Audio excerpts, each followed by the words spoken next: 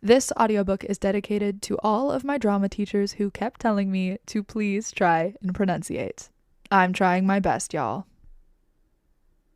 Justin Strikes, The Unknown Inflictor by A.C. Ham. Chapter 1. A Strange Occurrence.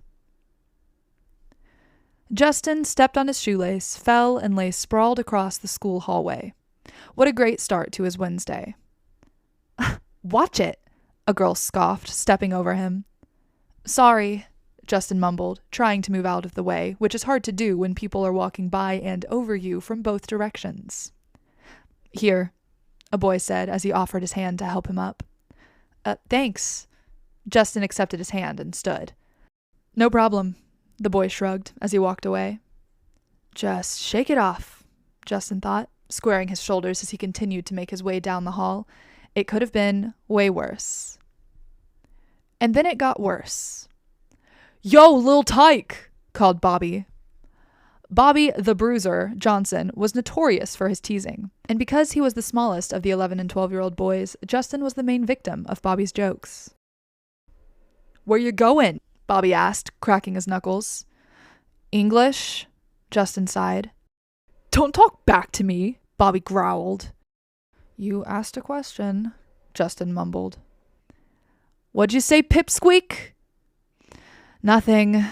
Justin fought the urge to roll his eyes. "That's what I thought," harumphed Bobby. "See you later, mouse."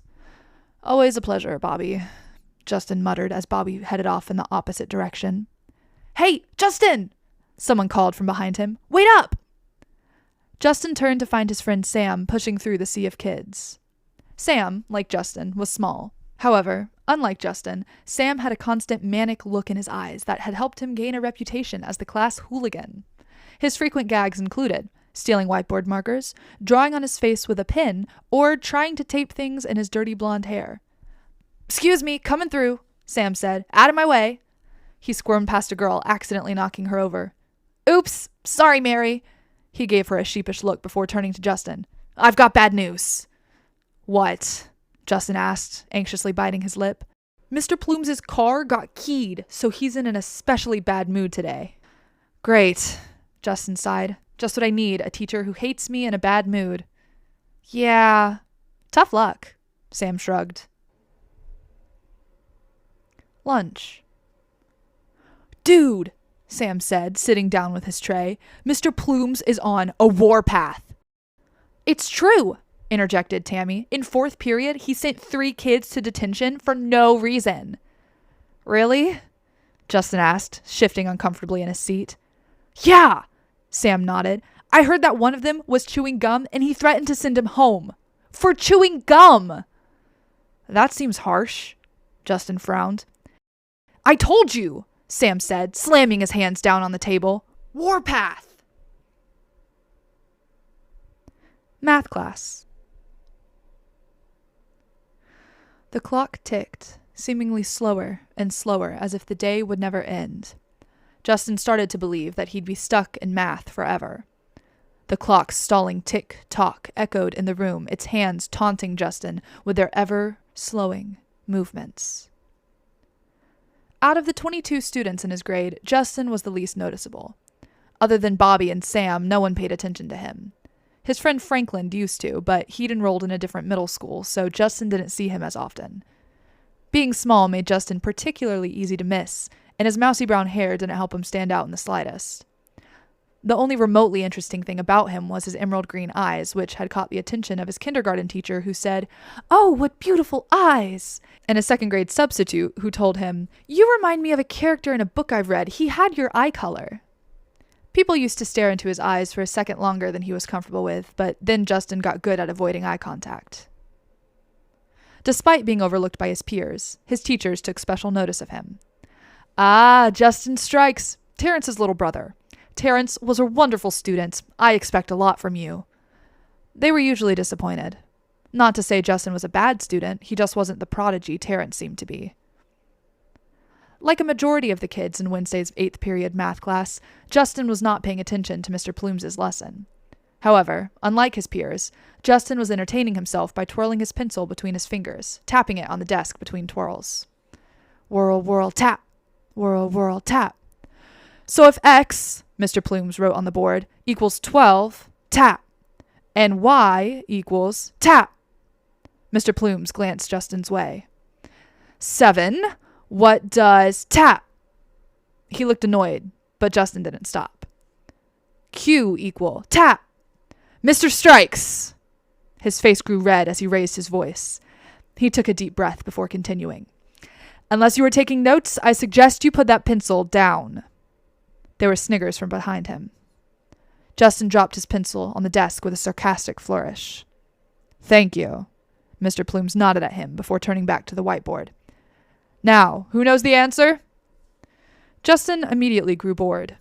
As one tends to do when bored, Justin let his mind begin to wander. He could see it now. Daydream Justin would aim, wait until he was positive that he'd hit his mark, then hurl his pencil at Mr. Plumes. Not in a let's hope he gets stabbed in the eyeball kind of way, Justin thought to himself, but just enough to make him look stupid. Like a hit in the middle of his forehead that everyone happens to see. There was a tingling sensation in his fingers, followed by a whoom noise, and the pencil disappeared from his desktop. What the heck? Justin whispered, leaning forward to look for it on the floor. Whoom! There was a blue flash of soft light over his shoulder. The pencil was there, floating in midair. Before Justin could comprehend what was happening, the pencil was soaring through the air, heading straight for Mr. Plumes. Time seemed to slow even further as the pencil tumbled through the air, gaining speed before, BAM! It hit Mr. Plumes in the middle of his forehead as he turned to address the class. All right, the teacher yelled, slamming his hands down on the desk. Who threw that? Silence, followed by someone coughing. No one? Mr. Plumes faked a gasp. Well, as far as I know, it's impossible for something to throw itself, so one of you better come clean or else I will have you all suspended. Justin took a shaky breath. Well, it was nice knowing you, world, he thought as he raised his hand. It was me. Mr. Plumes let out a long sigh and rubbed his forehead. Mr. Strikes, the teacher groaned. Well, I can't say I'm surprised, but I am disappointed. Gee, never heard that one before, Justin said inwardly, resisting the urge to roll his eyes. Mr. Plumes grabbed a pad of paper and started writing as he walked towards Justin's desk. Take this, he ripped off the page, to the principal's office. Justin felt his heart drop to the soles of his feet. Yes, sir. Chapter 2. False Crimes and Fair Punishment. The waiting area outside Mr. Herring's office was cold and reeked with the rancid scent of Miss Hartfield's flowery perfume. Justin fidgeted in his seat, which emitted a loud squeak every time he moved. Miss Hartfield looked up from her typing. Mr. Herring will be done soon, she said in a honeyed tone that matched the honey color of her cardigan. He's wrapping up a call with a parent. Justin nodded as she went back to her typing. Was it a lapse in memory? He wondered. No, it couldn't have been. It just disappeared. And then it was floating. It was like witchcraft. What's that, hun? Miss Hartfield asked. Great. I said that out loud. Justin could feel a blotchy blush spreading across his cheeks. Nothing. He shook his head as the door to Mr. Herring's office opened. Justin, Mr. Herring said, popping his head out of the door. You can come on in. Okay, Justin muttered. I can do this. Don't worry, Mrs. Hartfield said kindly as Justin stood. He doesn't bite. Justin gave her a half smile and followed Mr. Herring into the office. Mr. Herring's office. There wasn't a window in Mr. Herring's office, just a flickering fluorescent light overhead. The office walls were bare, except for a couple of diplomas, and the furniture was sparse, just a desk, 3 chairs, and a filing cabinet. Even the desktop was void of knickknacks and pictures of Mr. Herring's family. It was as if he had gotten rid of any distractions just so he could give Justin his full attention. Justin Strikes, 11 years old, Mr. Herring read from a file on his desk. You've been attending JBW Middle for a year. He looked up from the folder. Can you tell me why you're in my office today? Well, sir, Justin looked down at his hands. I threw a pencil at my teacher. I see. He leaned back in his chair and gave a knowing nod. And why did you do that? Teenage rebellion? Justin winced at his own stupidity. Mm-hmm. Mr. Herring squinted at him, his beady eyes barely visible. Are you sure there isn't any other reason? No, sir, Justin mumbled. He took a deep breath, deciding to go the sob story route. But Terrence left for boarding school, and I'm left with a couple of 9-year-olds. It's just kinda hard to get used to, he thought. Like your man of the house, Mr. Herring guessed. Yeah, Justin mumbled. Mr. Herring sat back in his leather-bound chair, his beetle-like eyes studying Justin's face. Well, he started, I think it's obvious that this was just a one-time occurrence. I will call your guardians and let them know about the incident. I'll leave it up to them to decide on your punishment. However, I think it would be appropriate if you wrote Mr. Plumes an apology. Does that sound fair? Yes, sir. 120 Two Bridges Street, after school. Justin stood on the Willow's front porch, dreading the punishment he was about to face. Are you going in, or are you going to stand there like a high school kid waiting for his prom date to answer the door? Justin turned to face his godsister. You know, for a 9-year-old, you have a lot of sass. He rolled his eyes. I know. Rose placed her hands on her hips. I read a lot of books with sassy characters, so I picked up a lot of one-liners. Besides, they don't just move you up a grade for being smart, though it helps. She's right, you know, said William, Rose's twin, joining them on the porch. Besides, it's not like they're going to kill you. Well, on second thought. Oh, shut up, Will, Rose shoved him. They're not going to kill him. Justin sighed, taking in the sight of them. Rose and Will were both fairly tall for their age, and their dark hair was messy from soccer practice. They were similar in almost every way. Hazel eyes, matching jerseys, tendency to be sarcastic, except for a few small details. Will had a sprinkling of freckles across his nose and had short, shaggy hair. Rose had long hair, wore raspberry-colored glasses, and was far dirtier. Well, Rose asked impatiently, can we go in? Yeah, let's go, Justin said, releasing another shaky breath. Woohoo! Cried Will, turning the doorknob and racing into the house. Let's watch Justin face certain doom. Shut up, you're not helping, Rose scolded as she followed him into the house. Mrs. Willows was waiting for them in the kitchen. Hey, kiddos, she smiled as they dropped their backpacks on the table. How was school? Pretty good. Rose unzipped her bag and began looking through it. Miss Rosenfield taught us what idioms are, and the class couldn't make heads or tails of it. Very funny, Miss Willows laughed. Will, how about you? It was okay, he shrugged. Larry Cumbers let me eat some of his chips at lunch, and then Jenny fell into a trash can and I almost died laughing. And then, of course, Justin got in trouble. William, Mrs. Willows frowned. We don't laugh at other people's misfortunes. Sorry. Will tried to look remorseful, but Justin could tell that he wasn't. But even Jenny was laughing as she tripped. She had a milk carton on her head. That doesn't give you permission to laugh. Mrs. Willows shook her head, trying to get the image of Jenny with a milk carton on her head out of her mind. How about you two go get changed while I talk to Justin? Ooh, someone's in trouble, William sang. William, Mrs. Willows sighed. Go. Will laughed and ran upstairs, humming a song about a guy in jail as he went. Rose followed after, whispering a quick, good luck to Justin. So, Mrs. Willows said, crossing her arms, your principal called. Justin looked down at the tiled floor. Do you want to talk about it? She asked, as he refused to meet her eyes. Not really, Justin whispered. Mrs. Willows squatted down and scanned his face. We'll talk about your punishment when Mr. Willows gets home, she sighed. Justin nodded, his hands anxiously gripping the straps of his backpack. Mrs. Willows' face softened. Go get started on your homework, she said gently. I'll call you down when he gets here. Okay, Justin whispered, his eyes wet for no reason. Mrs. Willows leaned forward and pulled him into her lap. Justin sobbed into her shirt as she held him, feeling a mixture of confusion, overwhelmedness, and anxiety. We're not mad, Mrs. Willows said. I promise we're not. We just want to know what's going on. I don't know what's going on, Justin said inwardly. Mrs. Willows pulled away. We're just worried. Justin nodded. I know, he sniffled. Mrs. Willows nodded and squeezed his shoulders. I love you, but go blow your nose and get started on homework. Justin nodded again and trudged upstairs. Chapter 3. The Hidden Society. Justin, why did you throw a pencil at your teacher? Mr. Willows asked. This day will never end, Justin thought.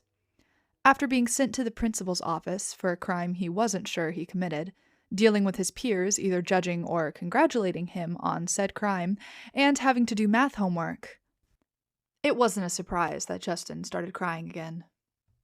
I don't know, Justin choked on the lump in his throat.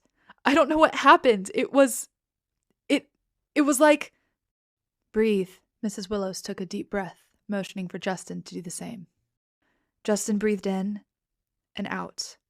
Slowly, the lump in his throat receded. It was like magic, he said, feeling dumb for even thinking the words. Magic, Mr. Willows repeated, adjusting his glasses. Yeah, I mean, Justin stopped. I'd been thinking about throwing the pencil, but not seriously considering it, and next thing I knew it had hit him in the head. Do you think it was one of the other kids? Mrs. Willows asked. No, it was my pencil. Justin lowered his voice. It was on my desk, and then it just disappeared. I don't remember throwing it. What do you mean it disappeared? Mrs. Willows asked. Disappeared how? I don't know. Justin looked down, his eyebrows knitting themselves together as he tried to recall the strange event. It was on my desk.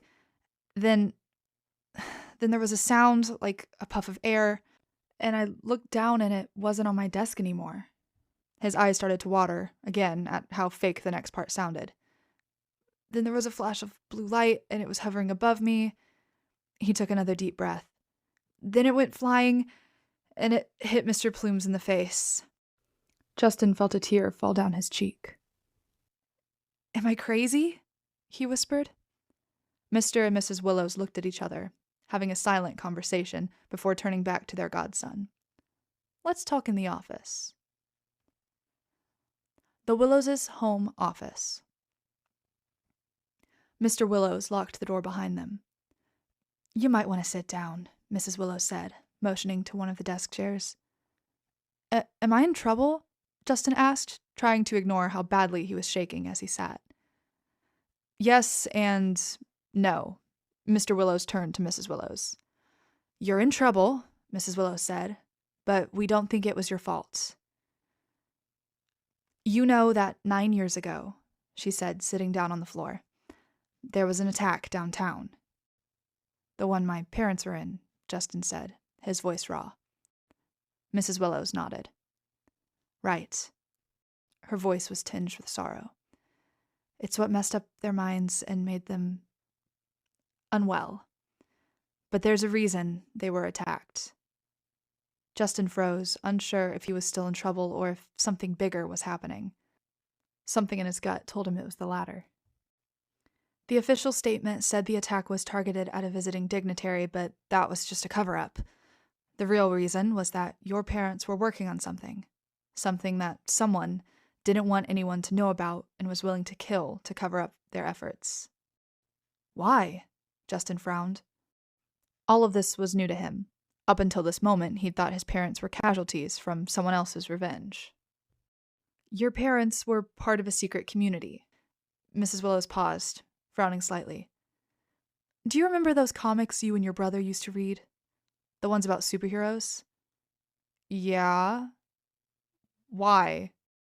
Justin's frown deepened. The community, it's kind of like that, she shrugged. A secret community of superheroes. Justin looked from her to Mr. Willows, then back again. Is this a prank? Mr. Willows laughed. This went so much better when we told Terrence. It's not a prank, Mrs. Willows assured him. So what does this have to do with me? Justin asked. Well, Mrs. Willows made a face and shrugged. Your parents were superheroes? Justin gasped. Their term for it is ableets, Mrs. Willows corrected. Ableet. Justin tested the unfamiliar word. It's Latin, I think, Mrs. Willows added. My parents were ableets. What does that have to do with my pencil? Mr. Willows glanced at his wife before answering. It means that you might have powers. That night, after dinner, Justin knocked on the door to his mother's room. Hello, she called from inside. Someone has arrived to help me hunt. Mom, Justin said, undoing the locks on the door. It's me, Justin. I have your food. Justin! She shouted gleefully. He opened the door to find his mom standing on her bed, holding a glass of water with buttons in it, up to the ceiling. Mom, what are you doing? He set down the food and rushed forward to grab her arm.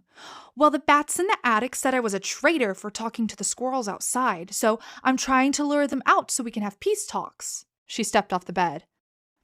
Justin sighed. His mom had good and bad days. This was a bad day. Clarissa Strikes lived at a wellness center, but after an incident that triggered her PTSD, was temporarily staying at the Willows household. The staff of the wellness center thought it would be best if she stayed off campus until they were done setting up new preventative measures. Clarissa Strikes didn't look much like her youngest son. Her hair was a lighter shade of brown, her eyes were hazel, like Terrence's, and she was tall instead of short. The only thing they truly had in common was a cowlick. Mom, Justin said, shaking his head to set aside the comparison and sitting in front of the door. Can you tell me about the ableets? Her eyes glazed over as she stared at the wall. Mama? Justin asked, wondering if she had heard him. Once, she began. When I was 13, my parents took me to a carnival. There was a Ferris wheel, a juggler, and a pretzel cart. After we left, I was so hopped up on sugar because I ate 3 cinnamon pretzels that my mom made me run 65 laps. 65? Justin said incredulously. I loved running. She started tapping her finger on the bedpost. I was so fast, the fastest in my class. My favorite teacher once told me that on top of being one of the smartest students, I was also one of the fastest. Mom, Justin said, putting together the pieces. You had super speed? Yes! It was the most special of my abilities. She tapped her finger faster, glaring at the ceiling. If only those pesky bats thought so. Justin looked around the room. The sealant around the window, the worn-out carpet, the dulled edges of the bedpost. The room was fixed so she couldn't hurt herself, and had once been as familiar to Justin as his own, but now he noticed new things about the room. There was a small, worn place where she was tapping her finger. The curtains were in bad shape, as if they'd spent years being whipped around in the wind, and the carpet was worn out in patterns as if it had been walked in the same pattern continuously. Mom, she stopped tapping her finger as he spoke. Can you still run that fast? She gave him a mischievous smile, then whoosh! The room filled with a tornado-like wind as she became a blur. Justin turned his gaze to the floor and, sure enough, she was running the same pattern on the rug. That night, living room. So, what now? Justin asked his godparents as soon as Rose shut her bedroom door upstairs. What do you mean, what now? Mr. Willows asked. What now? Justin repeated. What happens now that I have powers? Well, Mrs. Willows started, you finish out the school year, then next year you'll attend Capes. Capes? Yeah, it's an ableet school. I think it's near the town your grandfather lives in. There's more than one ableet school. There are 6, I think, Mrs. Willows frowned. Is Capes where Terrence is? Justin asked, interrupting her wondering. Yes, Mrs. Willows smiled. All of the ableet children are required to go to an ableet school once their powers develop, so as soon as we knew Terrence's had come in, we enrolled him at Capes. Where is Capes, then? Justin asked. Georgia, Mrs. Willows explained, though I don't know exactly where. Why not? Justin frowned. I'm not an ablete. That information isn't for me, Mrs. Willows shrugged. Then how come you know some of this stuff? Justin asked. When I was in high school, your mom saved my life, Mrs. Willows explained. But in doing so, she revealed her powers to me. Normally, people without powers aren't allowed to know anything about the Ableets, so your mom broke some rules in revealing herself to me. After the incident, one of her Ableet friends gave me some information on what you and Terrence would need in order to join the other Ableets. Justin, Mr. Willows said, his tone serious. The twins can't know about the Ableets. He's right, Mrs. Willows agreed. As I said, your mom broke some laws by telling me. Okay, but Justin tried to choose only one question to ask. But what if something like what happened today happens again? It won't, Mrs. Willows said firmly. You'll be careful not to do something like that again. Besides, it's only a month until school ends, and then after the summer, you'll go to Capes. Chapter 4. Preparations and Clues. There were no more incidents. Sort of. I still can't believe Mom and Dad are letting you go to boarding school after you put a dent in the wall, Will said. It's harder to force lift an apple than you'd think, Justin thought. Maybe they're sending him as a punishment, Rose quipped. Will smiled mischievously. I wonder what Terrence did to make them send him away. I wonder what you'll have to do to make me the only child in the house, Rose giggled. Hey, Will interjected. Justin, Mrs. Willows called from downstairs. You almost ready? Yeah. Justin stood. I'm ready. Somewhere in Tennessee. Justin gazed out the car window, his eyes tracing the lines of trees as their car sped by. How much longer? He asked. 3 minutes, Mrs. Willows said. She glanced his way. Justin, I know you wanted to visit, but... She sighed. Just don't expect him to hold a conversation. I won't get my hopes up, Justin promised. I just want to see him before I leave. St. Alan's Home for Mental Wellness. Hi, how can I help you? Asked the man behind the counter. We're here for a visit with Gerald Strikes, Mrs. Willows said as she pulled a slip of paper out of her pocket. Room 320? Okay. The man, whose name tag read Henry, paused and typed something on his keyboard. May I ask how you know the patient? This is his son, Justin. Mrs. Willows motioned towards him. And I'm his guardian. Can I see some ID? Henry asked. Of course.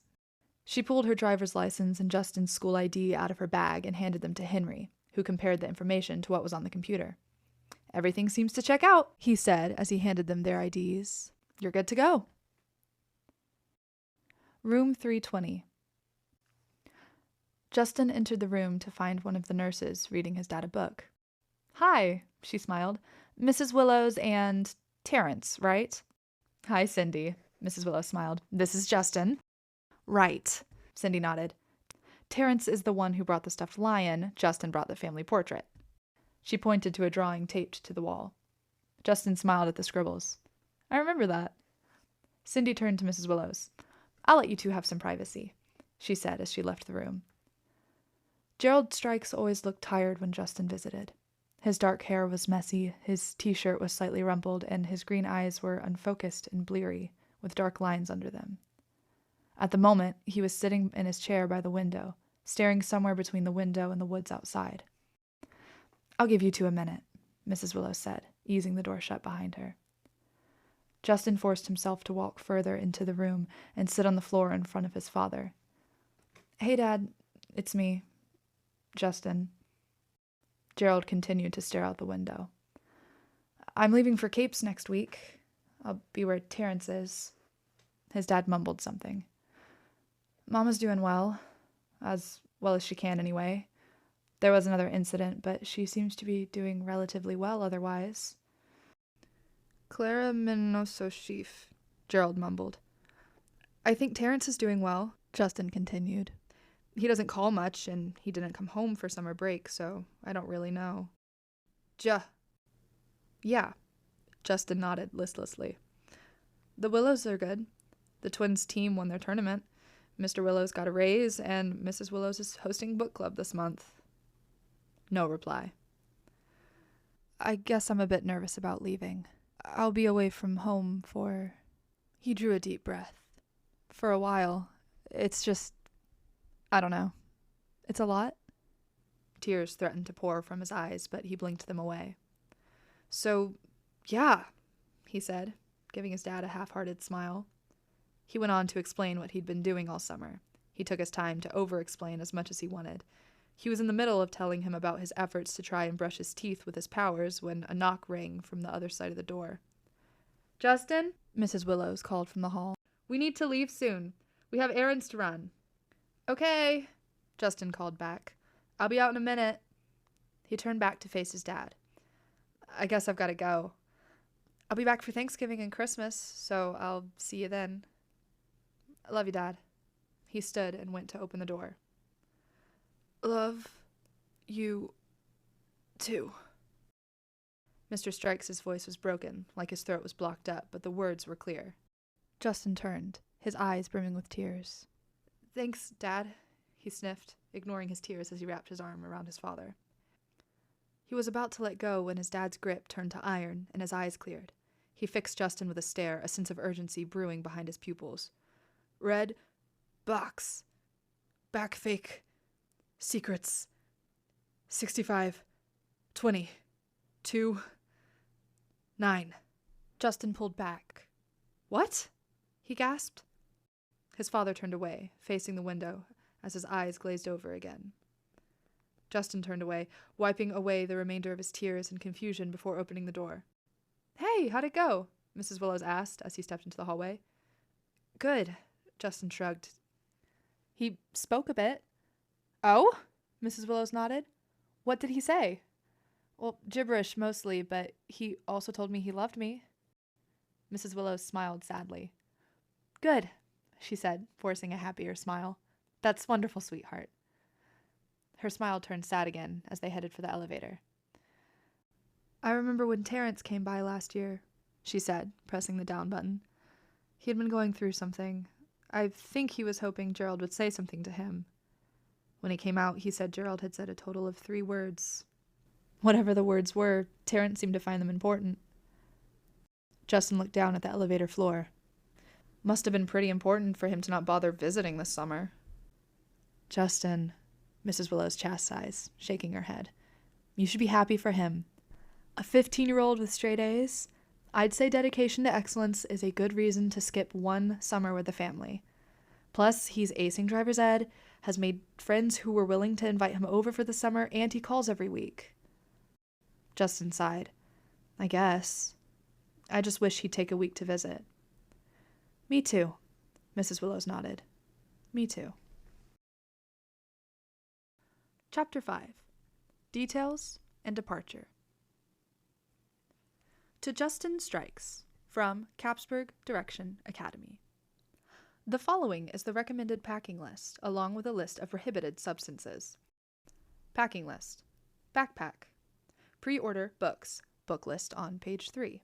Pencils. Standard number 2. And other standard school supplies. Other essentials, i.e. clothes, toiletries, etc.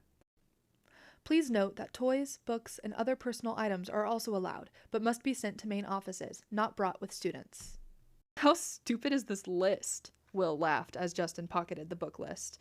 "Don't bring cigarettes and drugs, like, duh." Rose rolled her eyes at her brother, taking the list from his hands and giving it back to Justin. "I'm pretty sure I have all of this already," Justin said, passing the list to Mrs. Willows. Mr. Willows nodded. "We'll make sure you're stocked up on essentials before you leave, and most of your textbooks have come in. We'll make sure you have money for your other class books." "The classes for my powers," Justin added silently. "Other than that, you should be good to go," Mr. Willows finished. "You're sure you're not missing anything?" asked Mrs. Willows. "Nothing that comes to mind," Justin shrugged. "Okay," she smiled. "We'll finish packing up your room today and send ahead the stuff you'll need." "I can't believe you're leaving," Rose said. "I mean, yay, 1 less person using our bathroom, but I'm gonna miss you." Justin laughed. "I called dibs on his room," Will smiled. "No," Rose groaned. William, Rose, Mr. Willows warned. You already have your own rooms. Neither of you is getting Justin's. William frowned and stuck his tongue out at Rose. I still think you should have sent Justin into the army, he joked. But either way, it's going to be lame here without you. Really? Justin asked, genuinely surprised. Yeah, William nodded seriously. Who else is going to bring me snacks during soccer? I do that, Mrs. Willows frowned. Who's going to help me with my math homework? Rose asked. Me, Mr. Willows said. Rose scrunched up her nose. You're bad at math, she complained. Justin smiled. Well, at least I know I'll be missed, he said. If you're going to get all sappy, I'm leaving, Will said, grimacing dramatically. That night. Have you called Terrence? Mrs. Willows asked Justin. No, Justin said as he sat down in the living room. Okay. She grabbed a box from the side table. Well, you're going to be able to now. She placed the box on his lap. Justin blinked at the picture of a phone on the lid. It's already programmed with my, Mr. Willows, and Terrence's numbers, she said as Justin opened the box. He blinked in surprise when he found an actual phone inside. It's mine? He said, glancing up at his godparents. Yes, she smiled. Now, it's not the latest model, so it doesn't have all the features, but it's yours. Thank you, Justin said, grabbing the phone from its box. You're welcome, she smiled. Now go call your brother. Upstairs. Hello? A voice said through the phone speaker. Hey, Terrence, Justin said, forcing himself to stop pacing the room and sit on the edge of his bed. It's Justin. Justin! There was a shout in the background. Hey, little brother, what's up? Not much. Start with the important things, he thought to himself. I'm going to Capes next week. Yeah, I heard, Terrence said, unsurprised. Yeah, Justin grasped for something to say. I discovered my powers by accidentally throwing a pencil at my teacher. It hit him smack dab in the middle of his forehead. On accident? Terrence asked. Yeah, I was just thinking about it, and then the pencil disappeared, and then it was floating. Might be telekinesis, Terrence mused. Which teacher was it? Mr. Plumes. He was so mad, Justin laughed.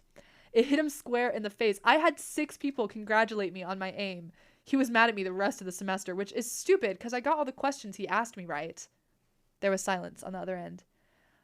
Anyways, I visited Dad today, Justin continued. Oh? Terrence paused. How is he? Spacey, Justin admitted. But he spoke to me.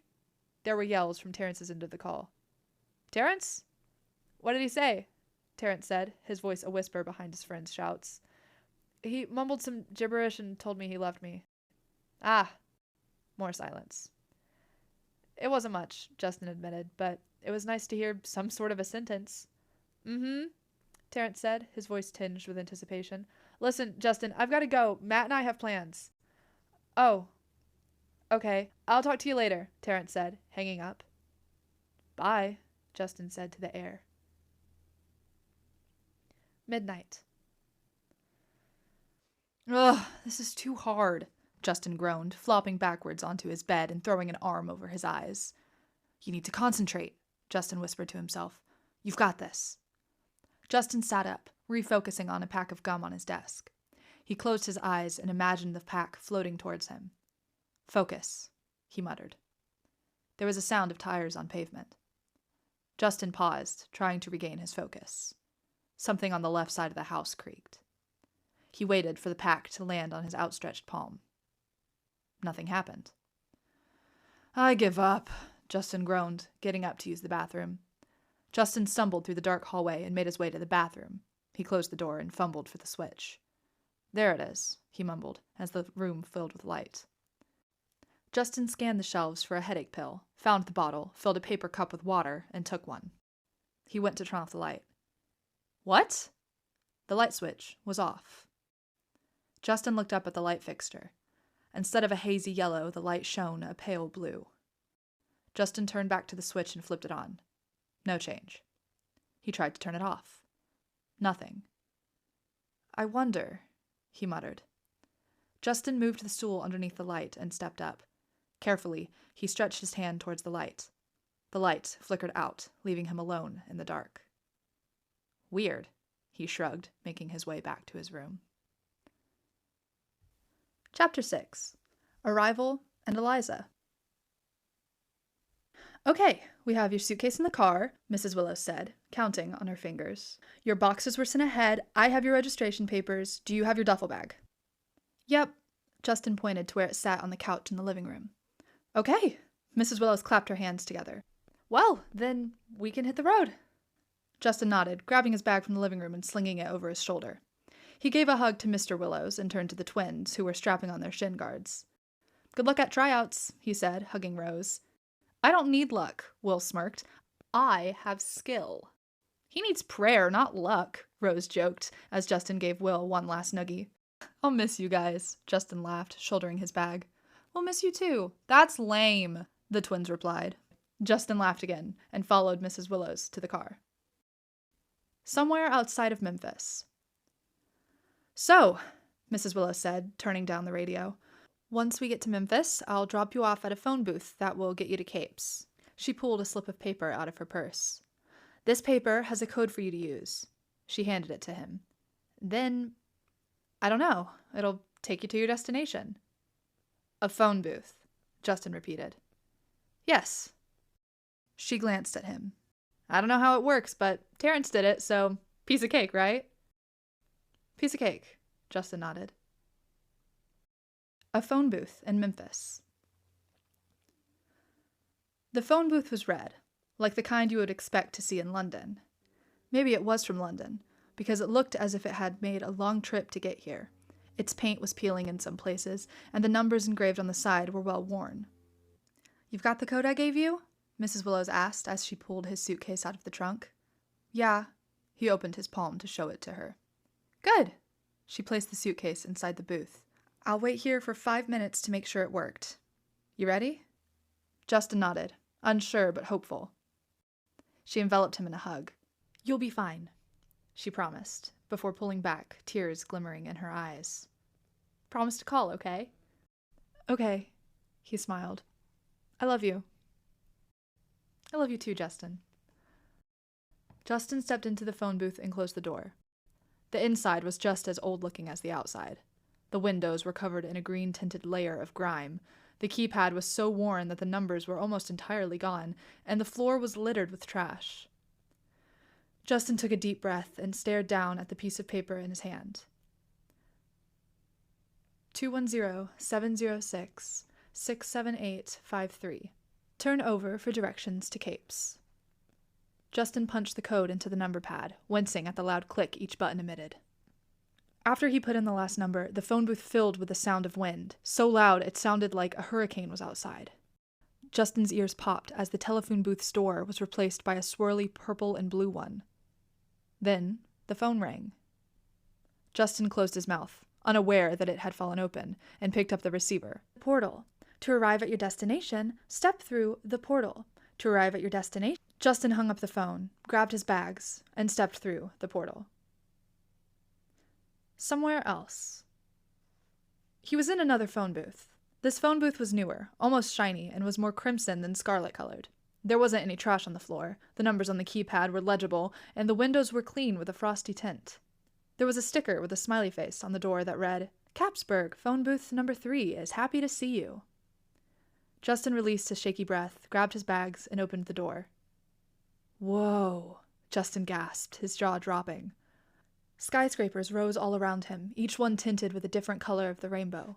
They looked aerodynamic as they reached for the heavens. Their shapes were something from a science fiction movie, and they seemed to flow even as they sat stationary.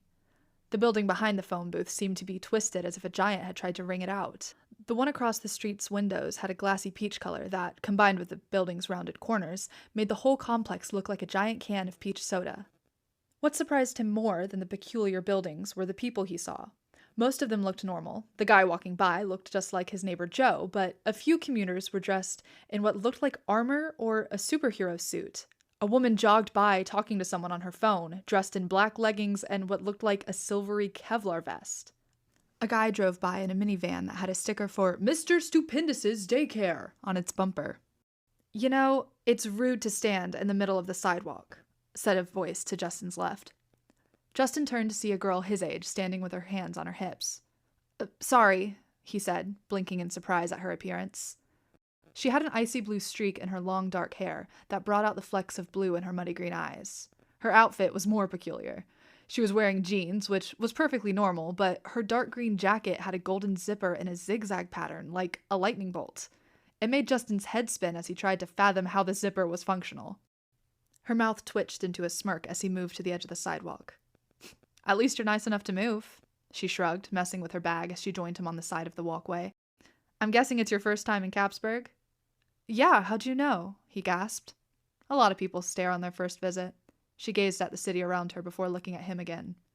"Are you going to Capes?" "Yeah, are you?" he asked, hope swelling inside his chest.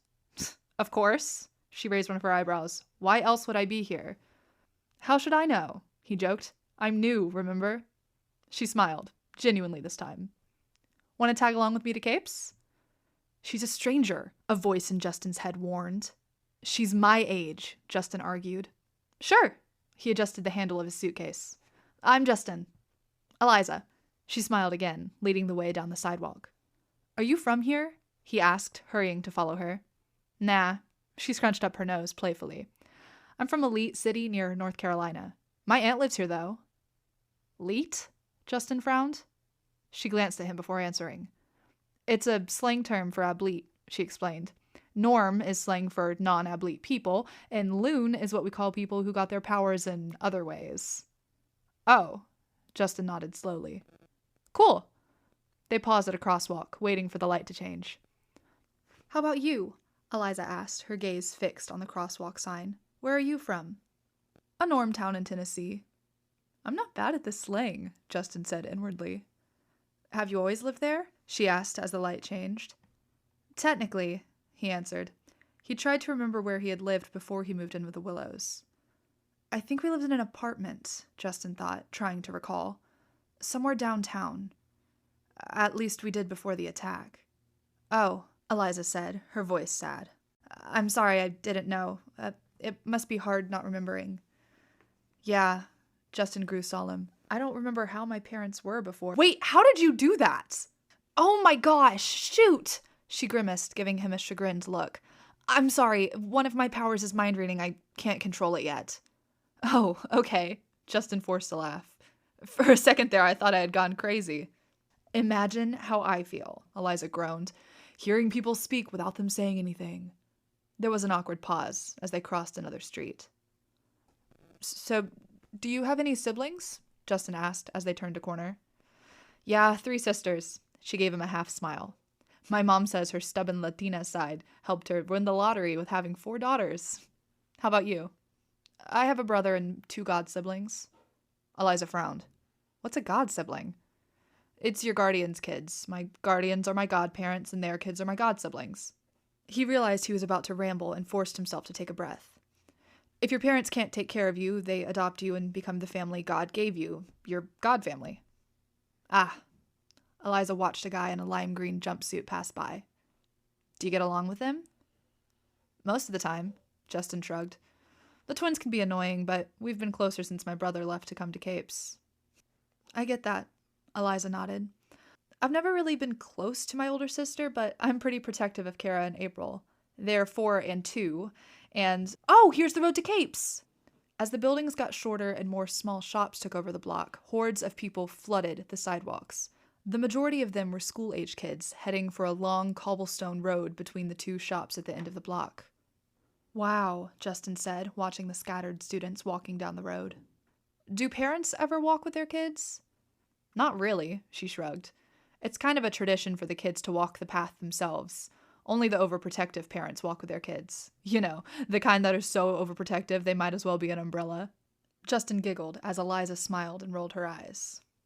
"Come on," she said, walking towards the road. "We want to get in line before rush hour starts."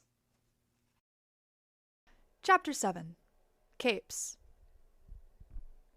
"Why is everyone just standing there?" Justin asked as they approached a swarm of people. Eliza groaned, glaring at the people blocking the road. "The main gate has a scanner so students can use their ID to get in, but because no one has this year's ID yet, everyone has to be signed in manually." Justin sighed. "This is going to take a while, isn't it?"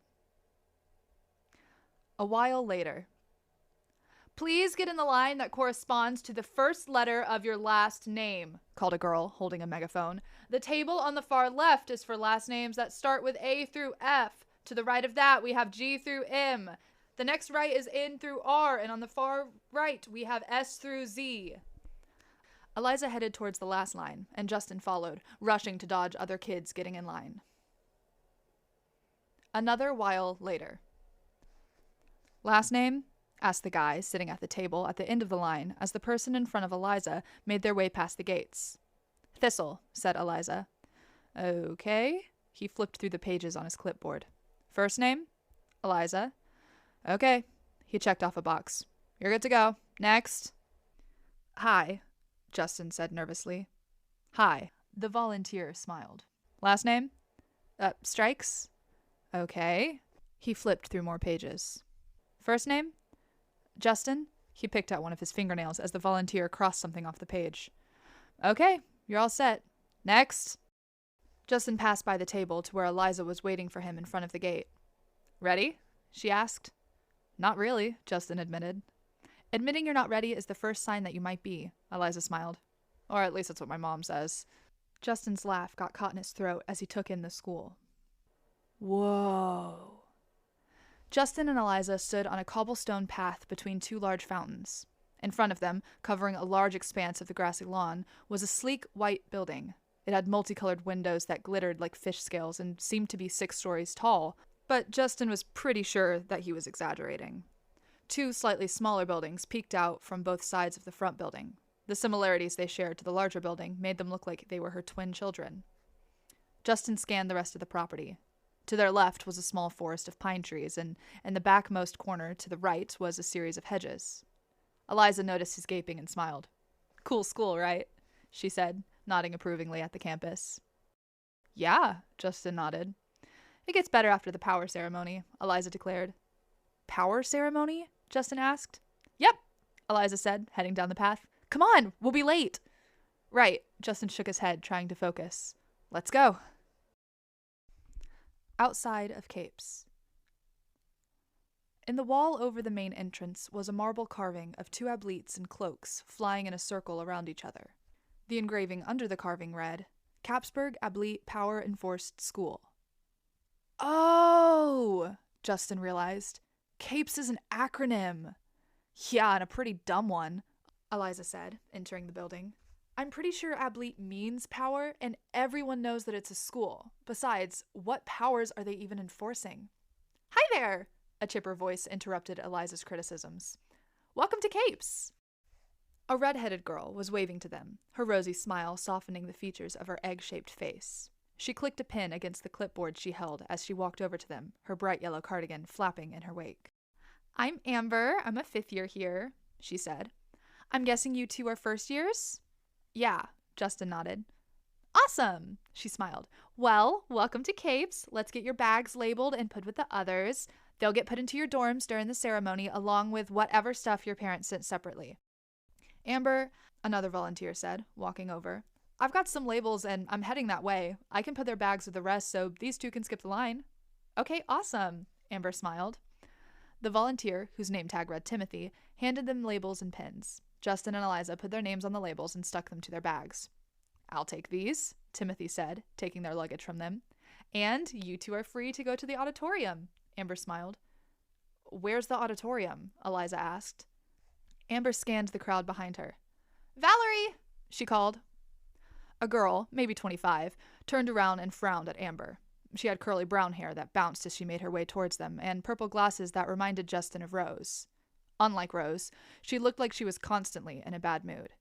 Yes? She asked, putting on a painfully fake smile. Could you take these 2 to the auditorium for me?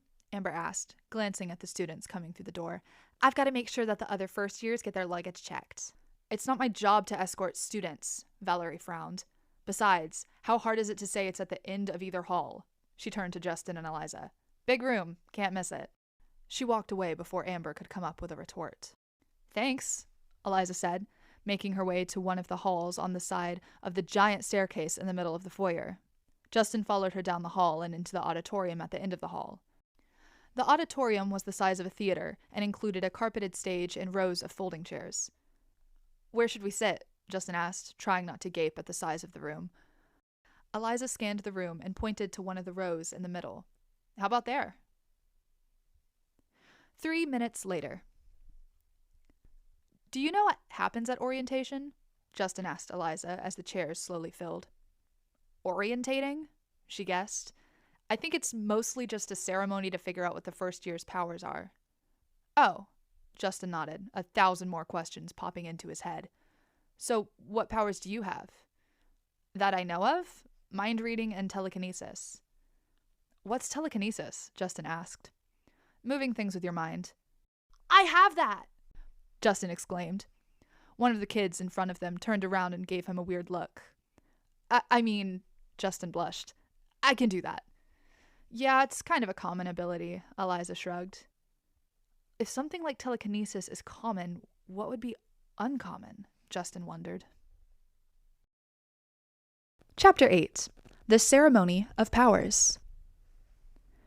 Half an hour passed, and everyone in the auditorium had grown bored long ago. Half of the room was chatting idly, while the other half tried to find something to do on their phones. Justin and Eliza were just beginning to run out of conversation topics when a piercing screech rang from the speakers. Justin looked up and saw a tall woman in a white dress standing at the microphone that had been set up on the stage, laughing awkwardly as the room gave her their attention.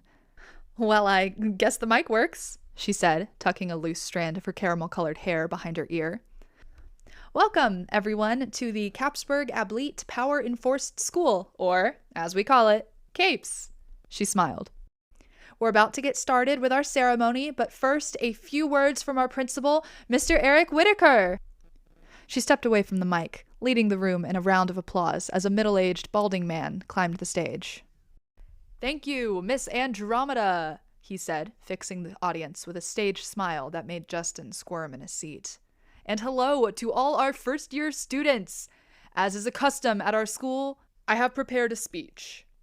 There was a mass groan from the crowd, but Mr. Whitaker ignored them. Our motto, Utiliser le pouvoir bien, has been the building blocks for this school since the beginning. For those of you who can't understand all languages, it means use power well. I like to think that Mr. Whitaker continued his spiel about campus rules and whatnot, but no one was listening. As soon as the lecture started, Eliza pulled a pen out of her pocket and got to work doodling on her arm and shoes.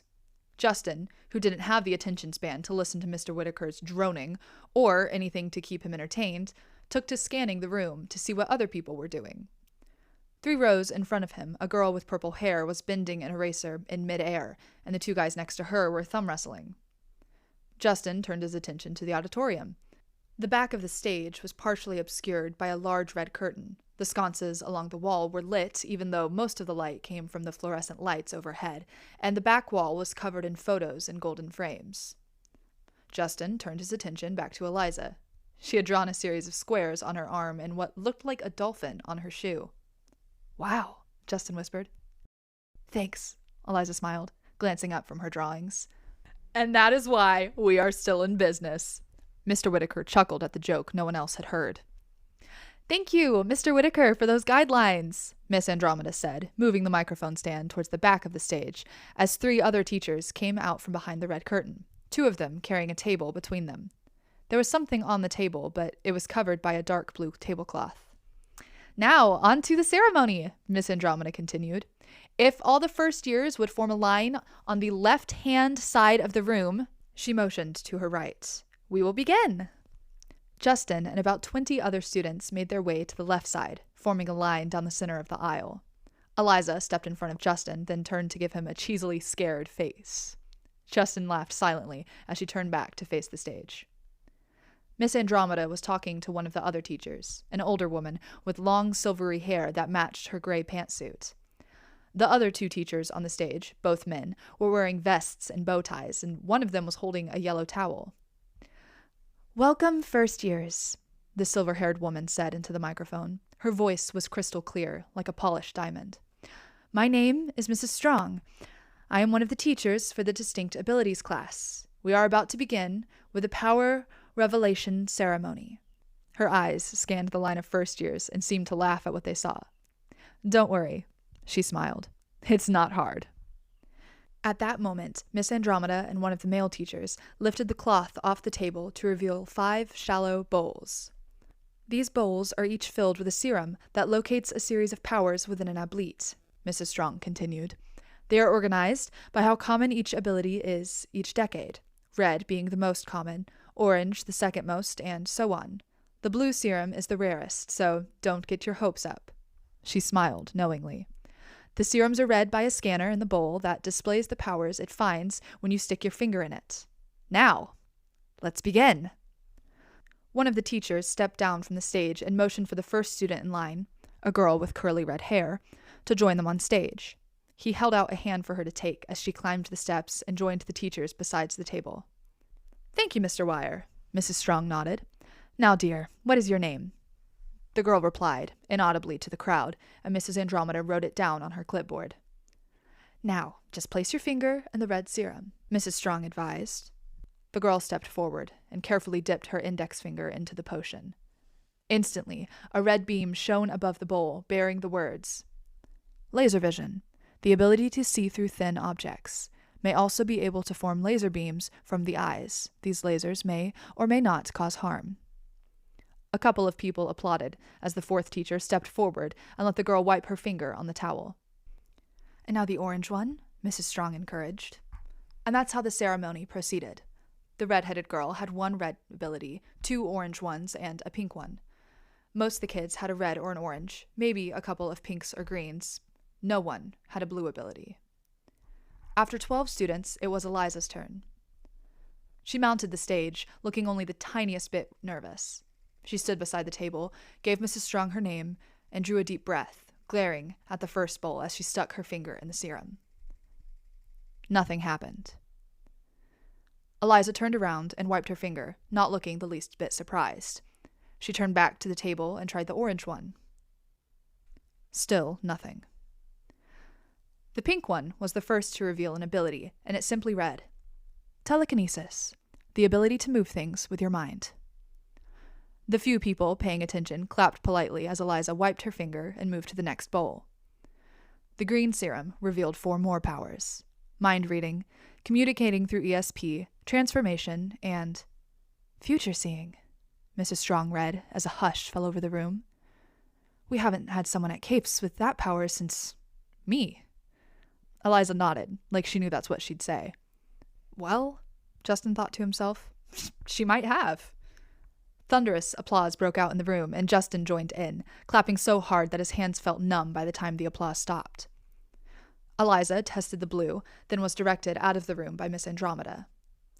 Mr. Wire motioned for Justin to climb the stage. A small tingling rang throughout his chest, growing into a heavy pounding as he faced the crowd of bored students. "Name?" Mrs. Strong asked, her eyes full of so much kindness that Justin immediately felt calm. "Justin Strikes?" Miss Andromeda nodded and checked his name off the list. "Go ahead and try the first serum." Mrs. Strong smiled encouragingly. Justin drew a shaky breath and stuck a finger into the bright red liquid. Nothing. Panic flared in Justin's mind, a wildfire of 1,000 voices telling him he was here by accident, that he didn't belong, that there'd been a mistake. Justin blinked the voices away and turned to wipe his finger on the now splotchy towel. He turned back to the table and stuck his finger into the orange serum. Immediately, a beam shone over the bowls, displaying the words, "Force fields, the ability to create a shield from energy." Justin let go a breath of relief. He heard Miss Andromeda's pencil scratch against the paper as she wrote something down. The purpley pink serum read telekinesis, and the green one said portal making.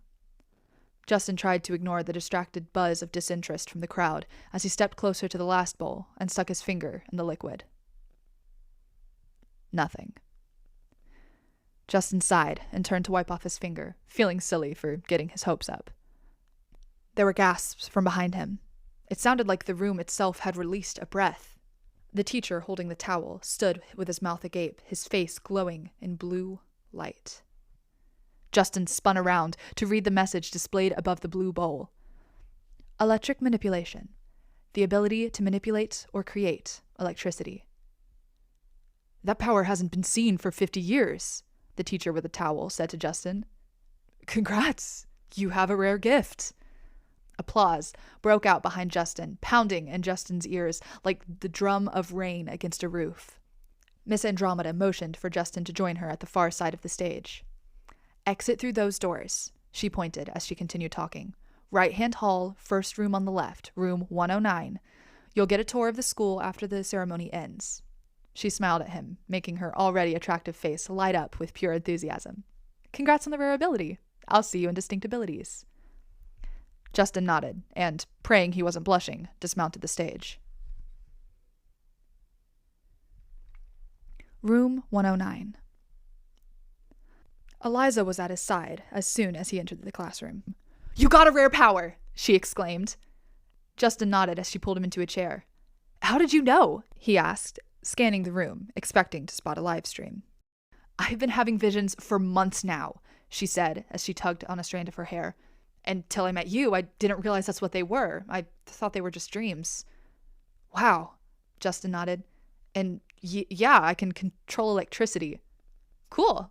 She reached into her pocket and pulled out a deck of cards. Want to play a game? Chapter 9. The Story Set in Motion. Justin, Eliza, and the other first years waited for the ceremony to end. Eventually, kids stopped entering the room, and conversations turned to silence as everyone waited to see when they'd be collected. Is it true you have electric manipulation? Justin looked up from the card game he and Eliza were playing and saw a sandy-haired kid watching him with wondering eyes. Justin stammered. Of course it's true, a thin boy with black hair interrupted. The serums can't lie. The question is, will the power work? Not everyone with a rare ability can use it. A couple of the kids listening nodded. Justin felt the knot in his stomach grow. Luckily, Eliza spoke for him. I'm sorry, but who are you? Eliza scoffed. Michael Hunt. He sat up and smiled. My father works for the government. He's one of the highest-ranking obleets in the country. Justin found something weird about the way Michael spoke, like a game show host. And now, Michael Hunt, Justin thought to himself in a faux announcer voice, son of one of the highest-ranking obleets in the country. Don't let his cocky attitude fool you. He's probably not as important as he thinks. A couple of the other kids were nodding in agreement with Michael's statement. The boy with sandy hair was frowning, and Eliza rolled her eyes. What? Justin closed his mouth as the door to the classroom opened. Everyone was silent as Mrs. Strong stepped into the room. Her pale blue eyes had turned the same silvery color as her hair, and were unfocused as they gazed upon the room. Mrs. Strong? Asked the girl with the curly red hair. Marianne, Justin recalled. Mrs. Strong turned her face towards her, her eyes still unfocused as she started speaking. There was a man who wanted to bring change. He had a vision of a world where all were equal in status. She started pacing the aisles of chairs. He sought to destroy society and build it his way, from the ground up. He gathered a large following who wreaked havoc across the world. He found anyone who opposed him and destroyed them. Justin felt a shiver go down his spine, as if a drop of cold water was running down his shirt. Mrs. Strong continued her story. Black Glycerin, as he called himself, unleashed terror into the world. And as that terror grew, a group of people rose to stop him. They found his weakness, but he got to them before they could stop him. She stopped in front of Justin, hand held out in his direction as she addressed him. His people are the ones responsible for the attack your parents were in.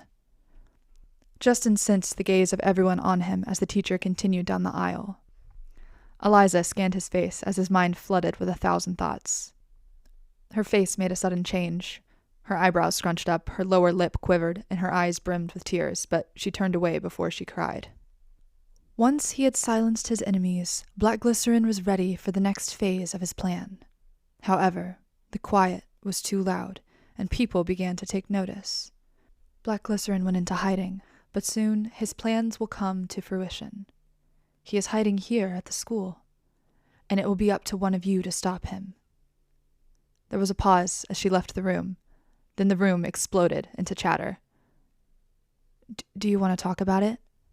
Eliza quietly asked, ignoring the others wondering. Not yet, Justin replied quietly. Eliza nodded. 10 minutes later. "Hi," Amber said as she entered the room, followed by 6 teachers. "We've been informed that you have witnessed a prophecy," said a teacher. Amber frowned slightly as he made air quotes for the word prophecy. "And we're here to assure you that the school is still safe," said another. "Mr. Quakes is right," a different teacher chimed. "There is no undercover villain here." "Right," Amber said, shaking the frown off her face. "A call will be made to your parents, assuring them that there is nothing to worry about. Now, who's ready for the tour?" 5 minutes later. Main foyer. "This is the main foyer," Amber announced. "Yeah, no kidding," Eliza muttered. Justin snorted, failing to suppress his laugh. "Every room on this floor is numbered 100, Amber continued. "So, if a class on your syllabus is in a room with a 100 number, it's on this floor. Most of the classes on this floor are ability-centered classes, along with a couple of training rooms." "Training rooms?" someone from the back asked. Amber nodded. "We have 3. Each one is focused on preventing a certain type of damage. On the second floor are rooms numbered 200, and the third floor, rooms labeled 300. The fourth floor is the principal's office, along with a couple of teachers' offices and the nurse's wing." Amber led everyone around the first floor before corralling them outside. "The building to the left is the girls' dormitory," Amber said, gesturing towards the buildings behind the main one, "and the one to the right is the boys. You'll get a tour of those from your year's dorm monitor, but first I'm going to show you the rest of campus." Amber first showed them the back building, which housed the dining hall/lunchroom, rec room, library, and movie room. Next, she took them outside past the field and track areas for PE and other events. Lastly, she showed them the gardens. "Why do we even have gardens?" Justin asked. "When the school first opened, it was customary for there to be gardens on campus," Amber explained. "Now, it's kind of a tradition to keep the gardens in shape for the newer generations." She started leading the way back towards the main building. "Hey," said the sandy-haired boy who talked to him earlier, jogging to catch up to Justin. "You're the one she spoke to in the prophecy, right?" Yeah, Justin nodded. "That's me." "Are you going to try and stop him?" I don't know. I haven't thought about it." Justin thought for a second. "I don't see why I'd have to." "What, do you think the teachers are going to do something about it?" Eliza asked, joining their conversation. "Why not?" Justin replied. "Isn't it their responsibility?" The other boy shook his head. "They don't get paid enough," he said. "And even if they did, they might not find him. If they plan on searching for him, they won't tell us." "Why not?" Justin asked. "They don't want us to think the prophecy was real," he shrugged. "They don't want us worrying about it. But from what I've read, prophecies almost always come true." "Good to know," Eliza muttered, messing with the zipper on her jacket. Justin nodded as the group came to a stop in front of the main building. What's your name?" Justin asked. "Simon," he smiled. "I'm Justin. This is Eliza." Eliza smiled and gave a short wave. "Okay," Amber called. "We will now be splitting up for the dorm tours. The girls will go with Miss Nunez," she pointed to a woman standing to the left of the group, "and the boys will go with Mr. Franklin's." Justin couldn't see through the group, but he deduced that Mr. Franklin's was probably standing somewhere nearby. Eliza gave him a mock salute and followed the rest of the girls, making their way to their dorm. "Justin," Amber said, motioning for him to stay back. "I need to talk to you for a minute." "Mr. Franklin's?" she called over Justin's head. "I'm borrowing this one real quick." She turned back to Justin. "I wanted to make sure that you were okay. I know that my mother spoke to you during the prophecy, and something like that can really shake a person up." "Your mom?" Justin frowned. "Mrs. Strong," Amber smiled.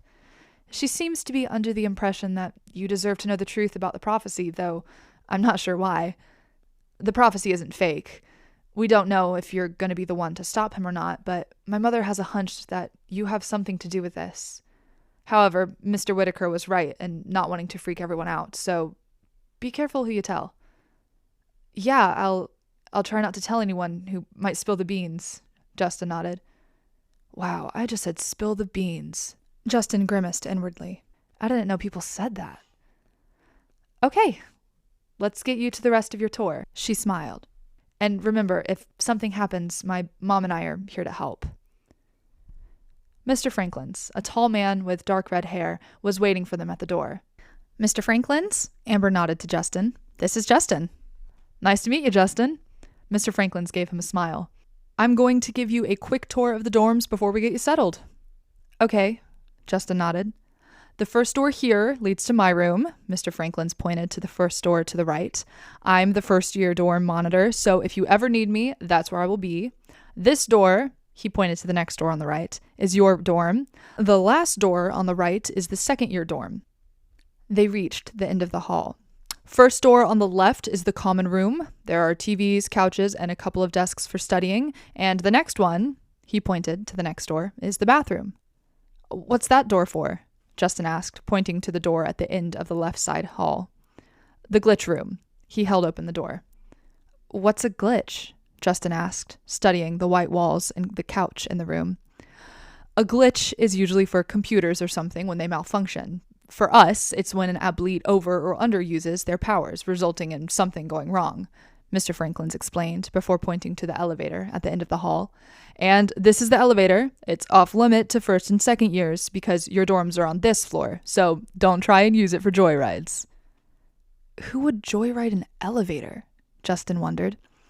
Tonight, there's a party to celebrate the beginning of the semester, Mr. Franklin said as they headed back up the hall. So if you want to change, you can do that now. Your luggage should be in that pile. He pointed to a small pile by the door. The party's in an hour. Justin, Simon said, waving him over as he entered the room. There's an empty bed next to me. Justin smiled, grabbed his bags, and walked over to where he was standing. I mean, Simon tried to shrug nonchalantly. If you want to use the bed next to me, you don't have to if you don't want to. No, Justin laughed. That sounds good. Simon gave a wide grin. Cool. Did Mr. Franklin's tell you about the party? Chapter 10. A Familiar Face. Who's ready to party? Amber asked as the first years met her in front of the main building. A couple of people cheered. Okay then, Amber laughed. Let's go. She led the way down the cobblestone path between the main building and the girls' dorm. Justin scanned the group for Eliza, but stopped when he saw the back lawn. Whoa, Simon gasped. The back lawn they had walked across earlier that afternoon was now lit up by dozens of string lights hung overhead. The brick patio was being used as a dance floor and was dotted with teens dancing and chatting. Justin spotted a DJ's booth in front of the recreational building, and on the grass lawn were picnic tables decorated with silvery centerpieces, fake candles, and another type of light that reflected red, blue, and green everywhere. Yeah, it's cool, isn't it? Said a voice from behind them. Justin turned to see Eliza wearing a poofy pink dress. Before you say anything, it's not my dress, she scowled. One of the volunteers misplaced my bag, so I had to borrow some clothes from Lynn Edwards. She told me that I had to wear a dress for the dance. Well, Justin blinked in surprise. You look nice? Thanks, I guess, Eliza said, crossing her arms. Anyways, Justin was interrupted by a voice speaking out of the speakers. Welcome, everyone, Valerie, the girl Amber had asked for help from, said into the mic at the DJ's table. I've got a couple of reminders before we start. First off, all students must be accompanied back to the dorms to get pictures taken for this year's IDs. Secondly, no one is allowed to use their powers. This includes any 7th years. Lastly, she gave the crowd a mischievous smile. Have fun! She yelled as the DJ started up the music. Party ends at 10. A horde of people headed to the dance floor. Eliza weaved her way through the crowd and sat at one of the tables. Justin glanced at Simon, shrugged, and followed. So what are we going to do to find black glycerin? Eliza asked as they sat down. I still don't understand why it's up to us, Justin admitted. Why wasn't anyone able to catch him the first time? I mean, I grew up with normals, so I don't know this stuff. You know how comic book superheroes have secret identities? Simon asked. Yeah, Justin blinked, surprised by the question. Well, athletes who attend athlete schools, Eliza continued, are given the option to create new identities when they graduate. So no one knew who Black Glycerin was or where he was from, Simon finished. Oh, Justin nodded. So how are we supposed to find him? We could use our powers, Simon suggested. Once we've learned how to use them, they might be useful. Yeah, Justin nodded enthusiastically. Eliza, you have mind reading. That could be useful. Eliza nodded. Yeah, I'm just not sure how long it will take for me to be able to use it well. So far, it's just kind of a random thing. So what should we do until we can use our powers better? Justin asked. We could, Simon said before stopping abruptly. We could what? Eliza encouraged. Simon shrugged. We could make a list of suspects and try to figure out who it could be by process of elimination. That's a good idea, Justin nodded. Yeah, Eliza agreed. Cool, Simon grinned. So we have a plan. There was silence among the trio as the song ended and another one began. So, Simon said, coughing away the silence, wanna dance? He froze, eyes wide in panic as he realized he was looking at Eliza. I mean, all three of us as a group. Sure, let's dance. Justin stood. Eliza raised an eyebrow at him, but Justin just raised one of his in return. If you can hear this, Eliza, Justin thought, just agree with me, okay? You can punch me tomorrow, but come have fun with your new friends. Okay, let's dance. Eliza stood. Whether or not she had heard his thought was unclear. Simon gave Justin an incredulous look as they followed Eliza to the edge of the dance floor. Eliza, surprisingly, was the first to let loose. Justin and Simon followed her example, and song after song, they danced and laughed along to the music. Justin forgot all about being away from home in a world he never knew existed, and reveled in the new things he noticed about the people around him. The way Simon snorted when he laughed, the way Amber shouted, "This is my song!" every 2 songs, and the way Eliza banged her head to the music were some of the most prominent. After 15 songs, the music stopped. Imperium! A boy's voice rang out over the mumblings of the crowd. Imperium! Several voices echoed in return. Who are we? Asked the first voice. Imperium! The voices replied. We are power! We are Imperium! Cheers erupted from various spots in the crowd as the chanters fell silent. What was that? Simon asked, trying to peer through the crowded dance floor to see the chanters, who were now gathering in the middle of the dance floor. Loud. Eliza frowned. The crowd began to dissipate as the music started back up, giving the trio a better look at the group and their leader. He was facing away from them, but turned around when one of the other boys tackled him from behind. Justin gasped. Do you know him? Eliza asked, following his gaze. That's my brother. Justin gave her an excited smile, which she returned with a look of alarm. I haven't seen him in months. Terrence was mid-laugh when he spotted his brother. Justin? He asked, his hazel eyes widening as Justin made his way towards him. Hey, I forgot you were here. I didn't make it to the ceremony. How are you? What powers do you have? I'm good, Justin smiled. And telekinesis, portals, force fields, and electric manipulation. Whoa, said the kid on Terrence's left, an African-American boy wearing a stunningly bright yellow dress shirt. Dude, that power is super rare. He put forward a fist. Justin nervously tapped it with his own. Is this your brother? Asked the guy to his right.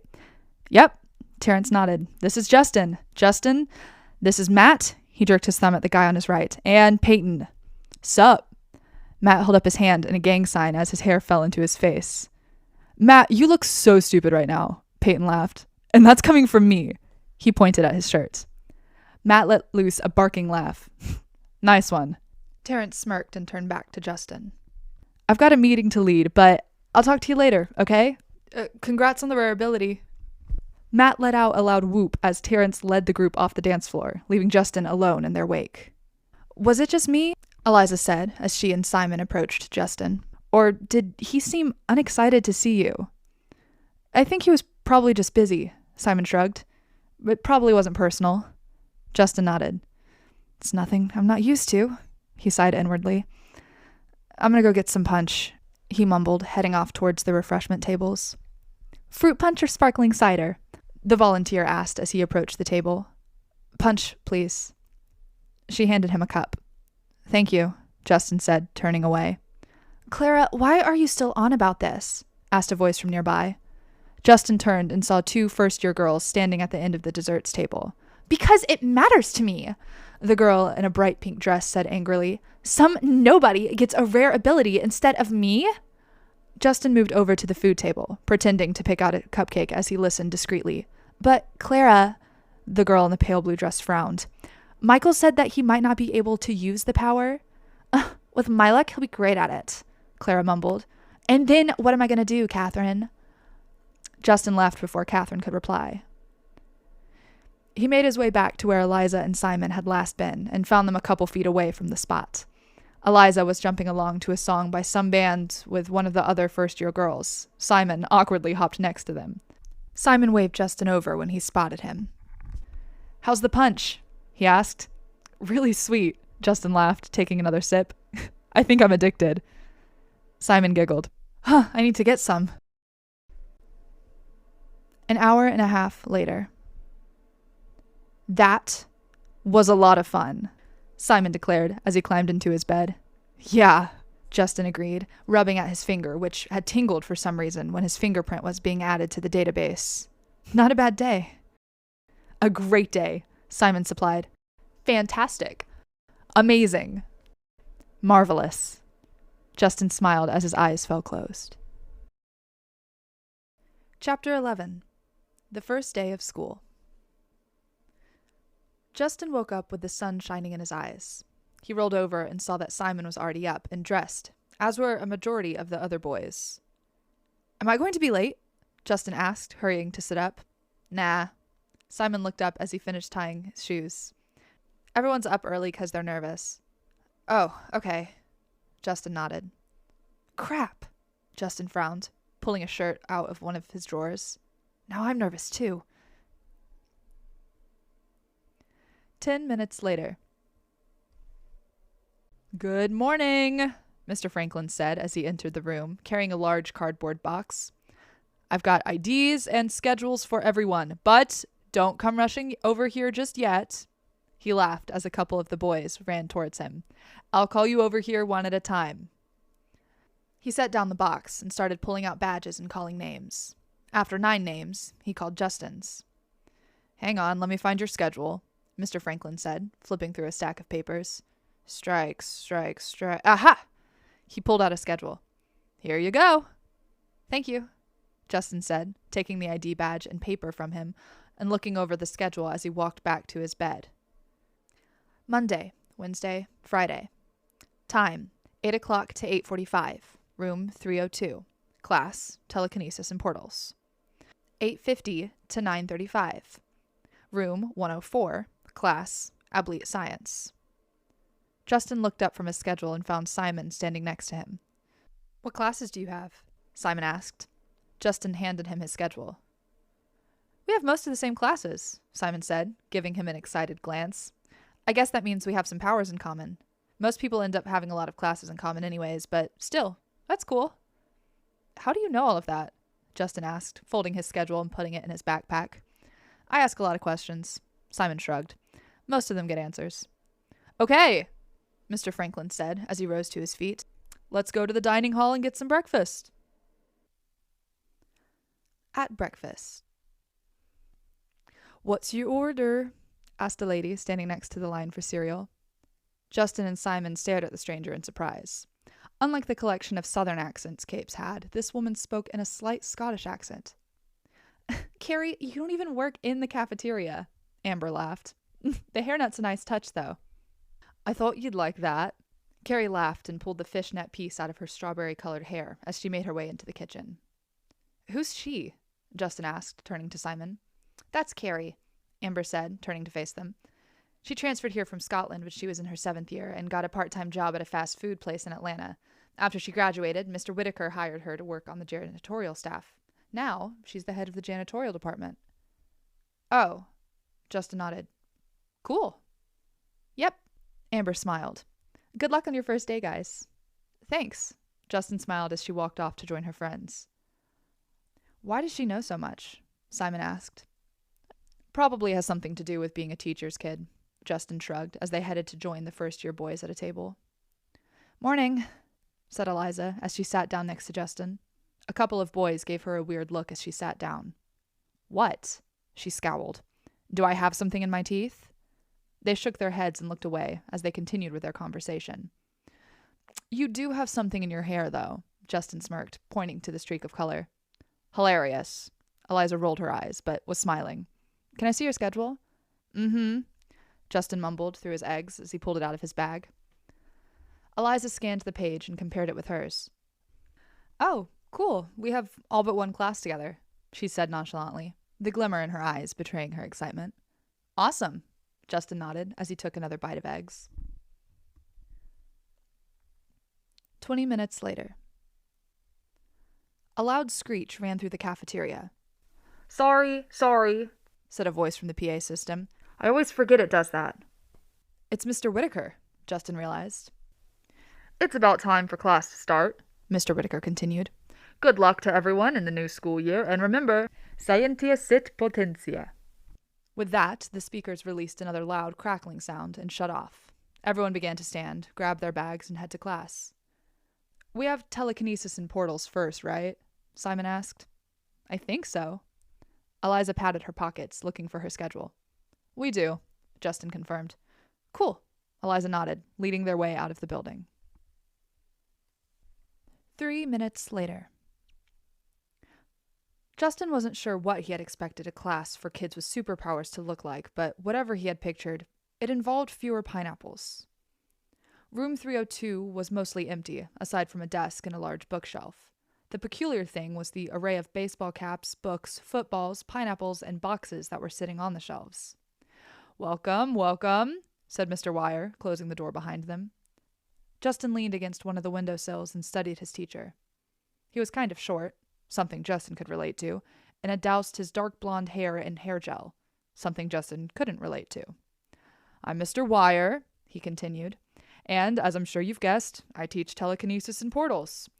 We're going to start by breaking up into groups according to what powers you have. So, if you only have telekinesis, go stand in a line on the left side of the room. 3 students, including Eliza, made their way towards the left. Okay, good. Mr. Wire smiled. Now, if you only have portals, go stand to the right. Simon, the blonde girl Justin had overheard at the party, and 2 other kids headed to the right. The rest of you either have both or are in the wrong class. He chuckled to himself. You can form a line in the middle. Justin and the 3 remaining students stepped forward and formed a line. Mr. Wire smiled, causing creases to form in the corners of his eyes. How many of you have been able to use your powers? He asked, specifically telekinesis.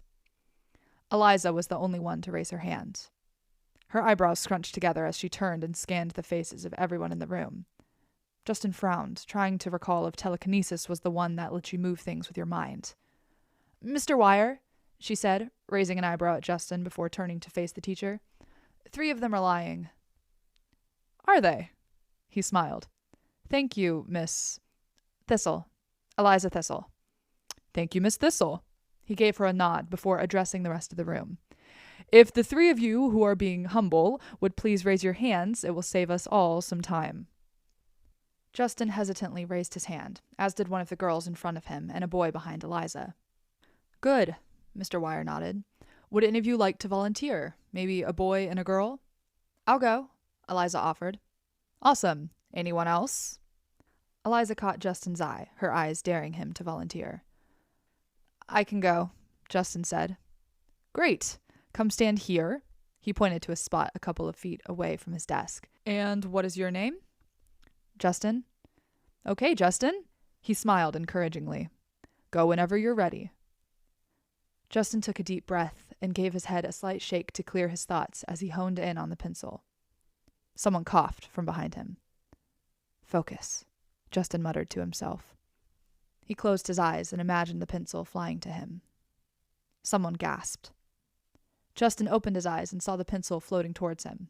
Carefully, while trying to keep his focus, Justin held out his hand and grabbed the pencil as light applause filled the room. Well done, Justin, Mr. Wire applauded as Justin gave him the pencil. Now, it's Eliza's turn. Eliza nodded, taking half a step forward. She held out her hand and the pencil shot into the air and landed in her hand with the speed of lightning. I see someone has been practicing, Mr. Wire said as she handed the pencil back to him. Yeah, Eliza blushed. How big of an item can you move? He asked. Eliza turned towards the bookshelf and held her hands out towards it. One of the pineapples moved slightly. Eliza's face hardened into a fierce glare. The pineapple toppled off the shelf and flew towards Mr. Wire, who caught it with both hands. Wow, he nodded. That's the largest thing I can move, Eliza said, her face flushed. That's better than some of my third-year students can do. However, it has probably drained your resources. Eliza nodded, her face beaded with sweat. I think I need to sit down, she muttered, leaning against the desk.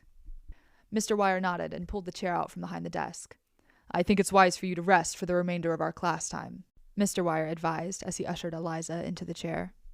As for the rest of you, I'd like for you to take turns trying to pull an object off of the shelf. Start with the smallest objects and please try not to hit each other. If you feel ready enough, you can try to place a hat on my head. If you only have portals, you are welcome to start reading chapter 1 of your textbooks. He pointed to the books on his desk. Or you can practice for me.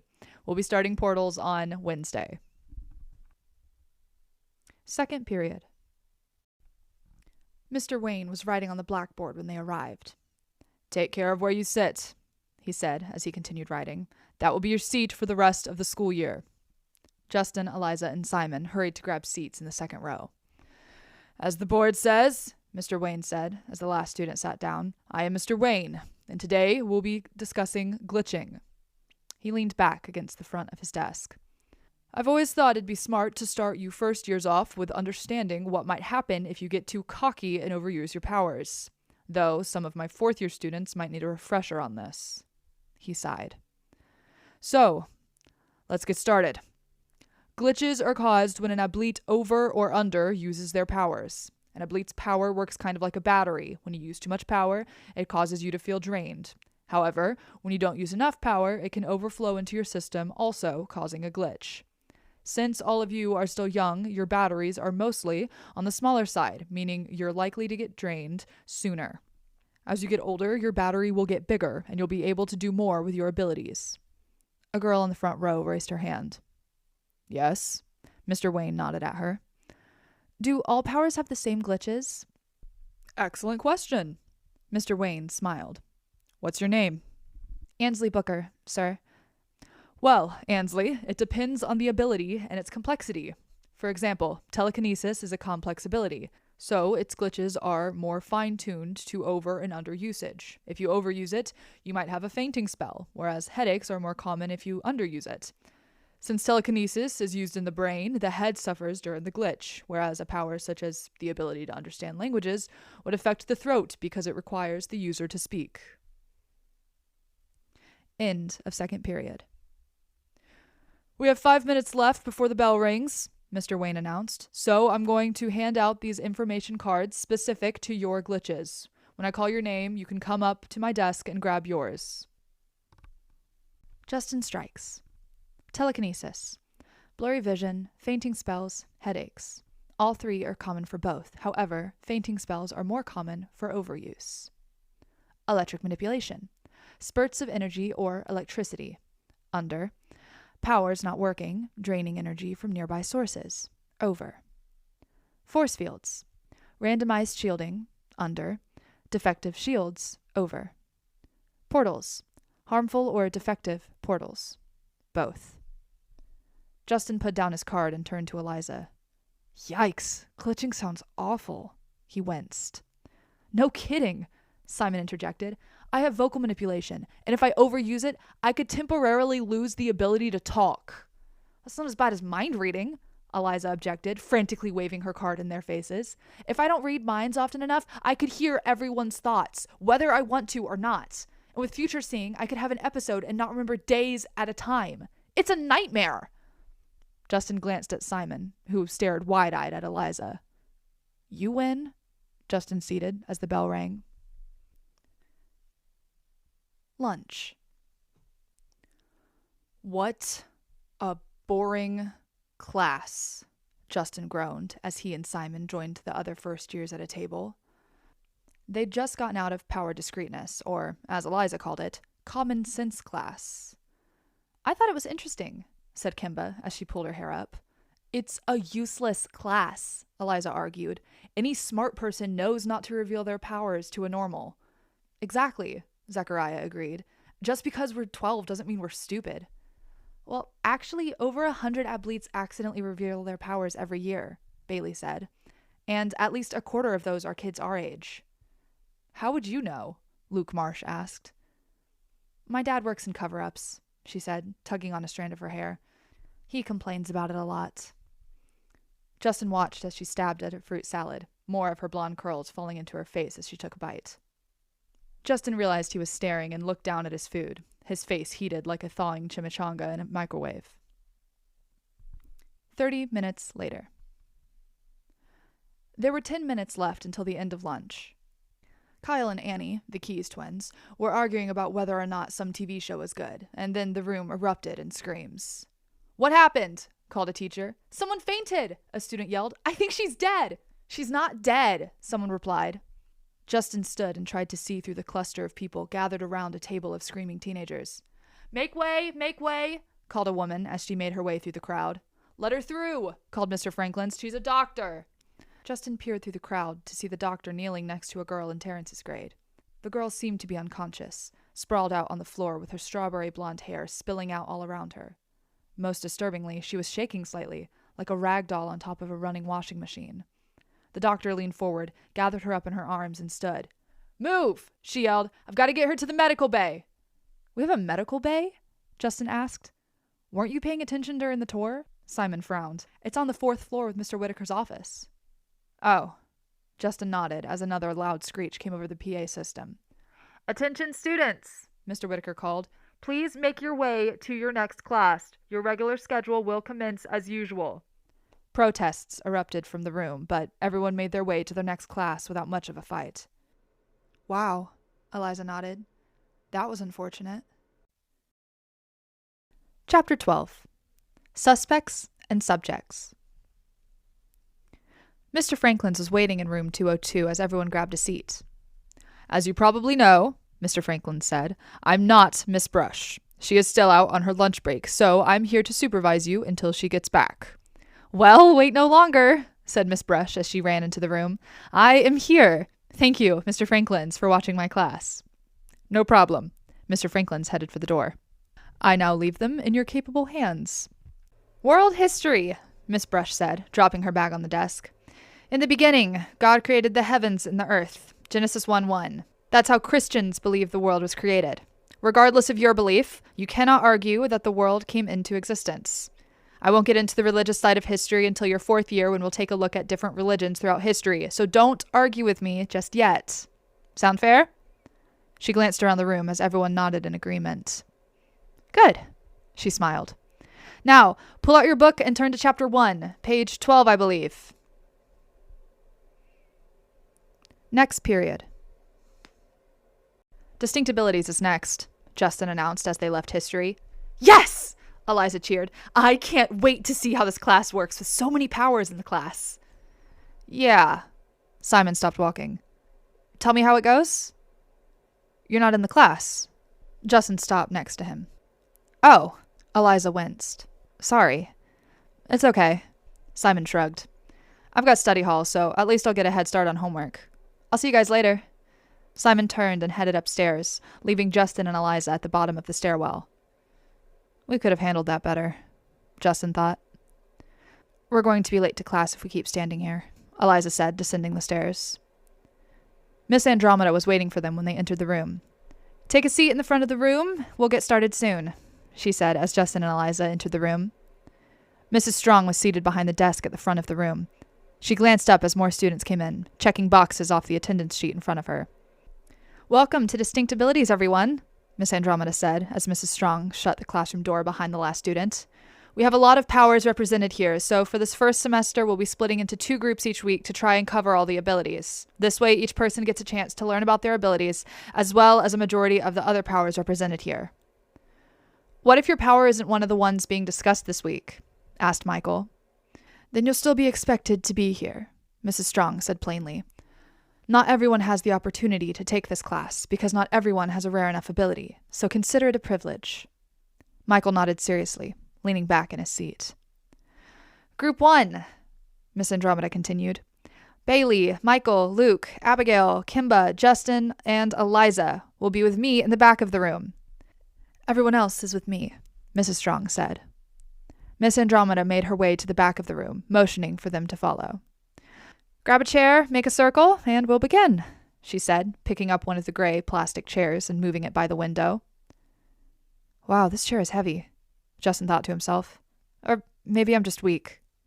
No, the chair's heavy. Eliza smirked as she set her chair down. Today we'll be starting with weather manipulation, Miss Andromeda said as everyone settled into their seats. 2 of you have that ability, Bailey and Kimba? Both girls nodded. Have either of you been able to use it? Miss Andromeda asked. Bailey nodded while Kimba shook her head. Kimba, we'll work on your ability to use it. She nodded kindly. A lot of people aren't able to use an ability on the first try, especially when they don't know what they're trying to do. She turned to Bailey. Do you think you would be able to demonstrate for the group? Bailey nodded, took a deep breath, and looked up at the ceiling.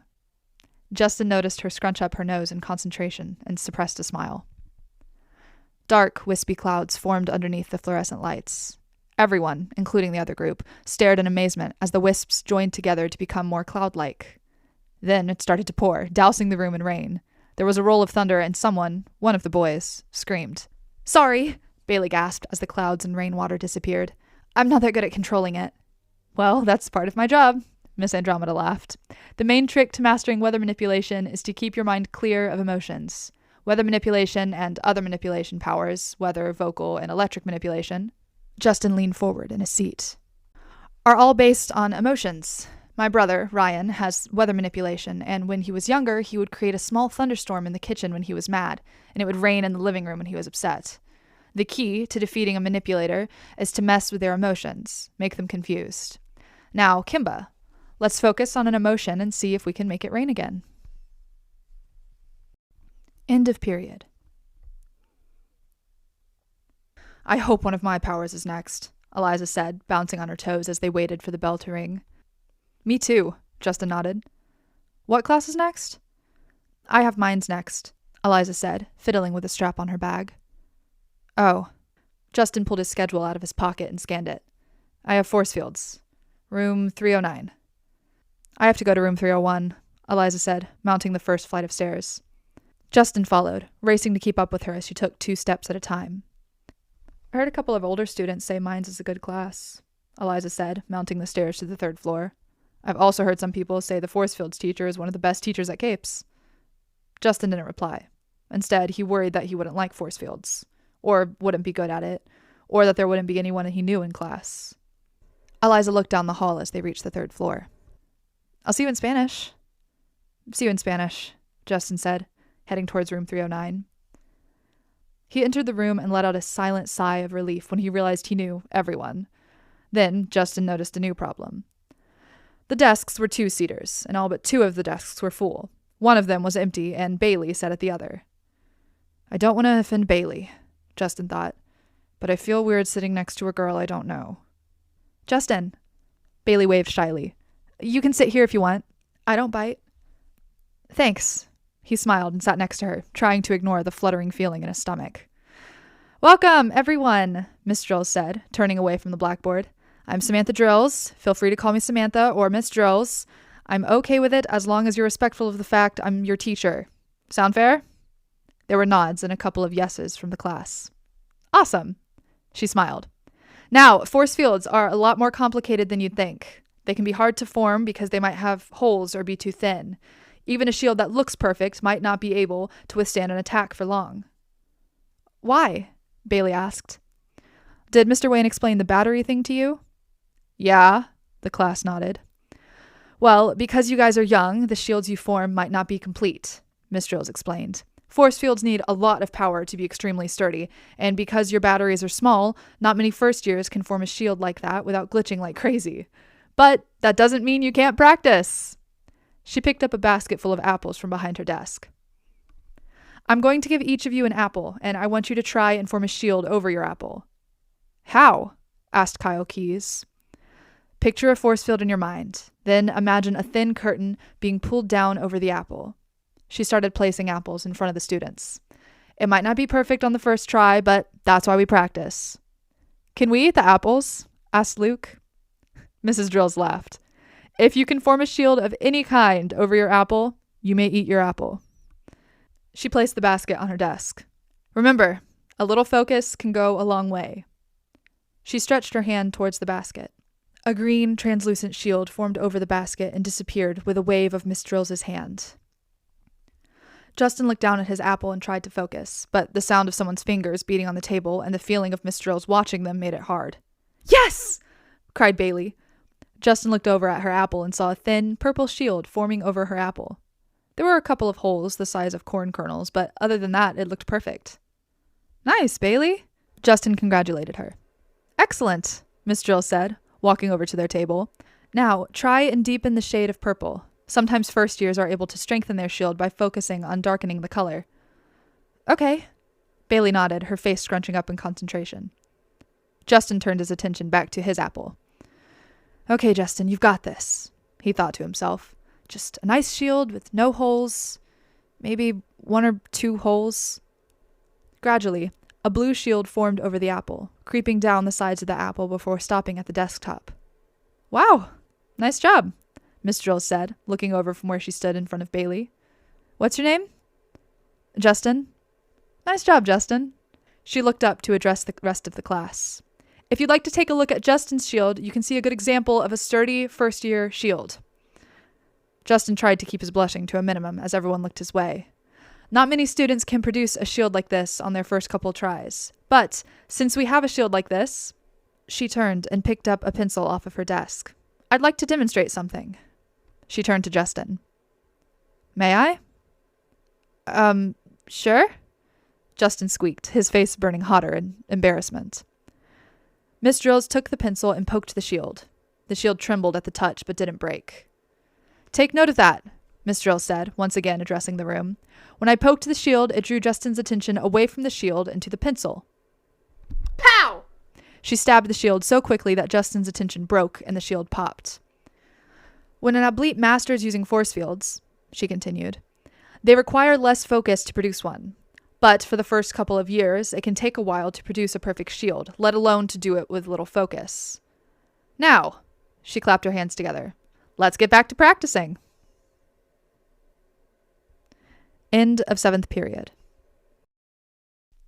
How did you get your force field like that? Marianne asked as they made their way to Spanish. I don't know. Justin smiled. It was just luck, I guess. I need luck like that. Luke frowned. My shield had a bunch of holes. If you hadn't poked it so much, Kyle joked. I didn't poke it that much, Luke grumbled. Hey, Simon said as Justin entered the Spanish room. Hey, Justin said. Have you seen Eliza? Simon asked as Justin sat down next to him. Justin shook his head. Not since the beginning of last period. Well, don't worry, I'm here, Eliza said, sitting next to Simon. Minds ran late. Mr. Fields was thinking of a color, and we had to read his mind and say the color. Those of us who could read his mind couldn't pronounce it. It was kukeleku. Wait, Justin frowned. I thought mind reading was like hearing someone's thoughts. Well, sometimes it works like that, and other times it's like reading a book. It depends on whose mind you're reading. She shrugged. Hola, estudiantes, Miss Nunez said as the last of the students came in. Let's get started with some Spanish songs. Excelente, Eliza muttered. Miss Nunez, Justin said, raising his hand. Eliza would like to volunteer to sing the first song. Simon giggled as Eliza gave him a dirty look. I'll get you for this, Strikes, she vowed. Study hall. Could one of you take this to Mr. Whitaker's office? Mrs. Rodriguez asked, holding up a couple of forms. I can, Simon offered. Do you know where it is? She asked, handing him the papers. 4th floor? That's the one, the teacher smiled. Justin looked over at Eliza. She was hunched over a notebook, making a list of names. What's the list for? He asked, leaning closer. Suspects, she whispered. Justin scanned the list and giggled. Mr. Goobogoo? That's how it's pronounced, Eliza shrugged. It's not a full list, obviously, but it's the teachers I have and the staff I could remember. I have Miss Drills for force field, Justin added. Eliza nodded and put the name on the list. Do you want to go to the library after club sign-ups to try and narrow down the suspects? She asked as the bell rang. Sure, he shrugged. Mrs. Rodriguez, Eliza said as she packed up her bag, Would you tell Simon to meet us in the library when he gets back? I'll make sure to tell him. Mrs. Rodriguez smiled. Thank you. Eliza smiled, grabbing her bag and bouncing out of the room. Do you know what clubs there will be? Justin asked, following her downstairs. There's art and drama, but other than that, I don't know, she shrugged. Justin froze at the bottom of the stairs. The main foyer was filled to the brim with students waiting for club sign-ups. Rush hour, Eliza whispered. Her eyes glittered excitedly. All first and second years to the left, Miss Andromeda's voice called through a megaphone. Third, fourth, and fifth years in the middle. Sixth and seventh years to the right. Justin stepped off the bottom step and made his way through the traffic of the main foyer, Eliza right behind him. 20 minutes later. Hello, first years? Asked the teacher behind the sign-up desk. His name tag read, Mr. Silver. Yes, Justin and Eliza said in unison. Okay, Mr. Silver nodded, checking his clipboard. Y'all can take suit design, book club, or ways of deduction on Tuesday, and art or team sports on Thursday, or theater and drama for both. I'd like to take art, Eliza said quickly. Me too, Justin nodded. Mr. Silver had them add their names to the sign-up sheet. And for Tuesday? He asked. The deduction one? Justin offered. Yeah, Eliza nodded. Okay. He had them sign another sheet. You two are free to go. Enjoy your afternoon. Chapter 13. Gathering Wits. Whoa, Justin said as they entered the library. I forgot how big it was in here. The library at Capes was huge, taking up most of the second floor. Even for a private school, it was ginormous. Justin scanned the room. There were 3 tables in the one spot that wasn't taken up by aisles of bookshelves, and the room's walls were painted with such a faint shade of lavender that they passed for white, which tripped Justin out for a minute. Literally, since he was so busy staring at the walls that he tripped on a rug. Eliza was nice enough to pretend she didn't notice. Instead, she made her way to one of the tables and dropped her stuff in a chair. I need to finish the list of teachers and staff, Eliza said, sitting in the chair next to her stuff. Then we should start investigating and crossing names off the list. Start investigating, Justin nodded. What if the teachers are doing their own investigation? Then we do our best not to get in their way, she shrugged. Justin nodded again. Who's missing from the list? A couple of teachers and a majority of the staff. Eliza scanned her list. Oh, I forgot to add Mr. Whitaker. She grabbed a pen and scribbled the name on top of the page as Simon entered the room. Please tell me you signed up for Ways of Deduction, Simon said, plopping into the chair beside Justin. I don't want to be alone in a club I don't know anything about. We're both signed up for it, Justin assured him. It's kind of like a detectives club, Eliza explained. They teach us how to figure things out with minimal information. Oh, Simon nodded. So, what are we working on? A list of everyone who works at Capes, Justin explained. Did you put Valerie on the list? Simon asked. No. Eliza looked up from the list. Why? What does she do? She's Mr. Whitaker's secretary. Simon made a face. Or administrative assistant, something like that. Ah, Eliza nodded, adding her name to the list. Maybe we can ask someone for a list, Simon suggested. Like who? Justin asked. Simon looked thoughtful.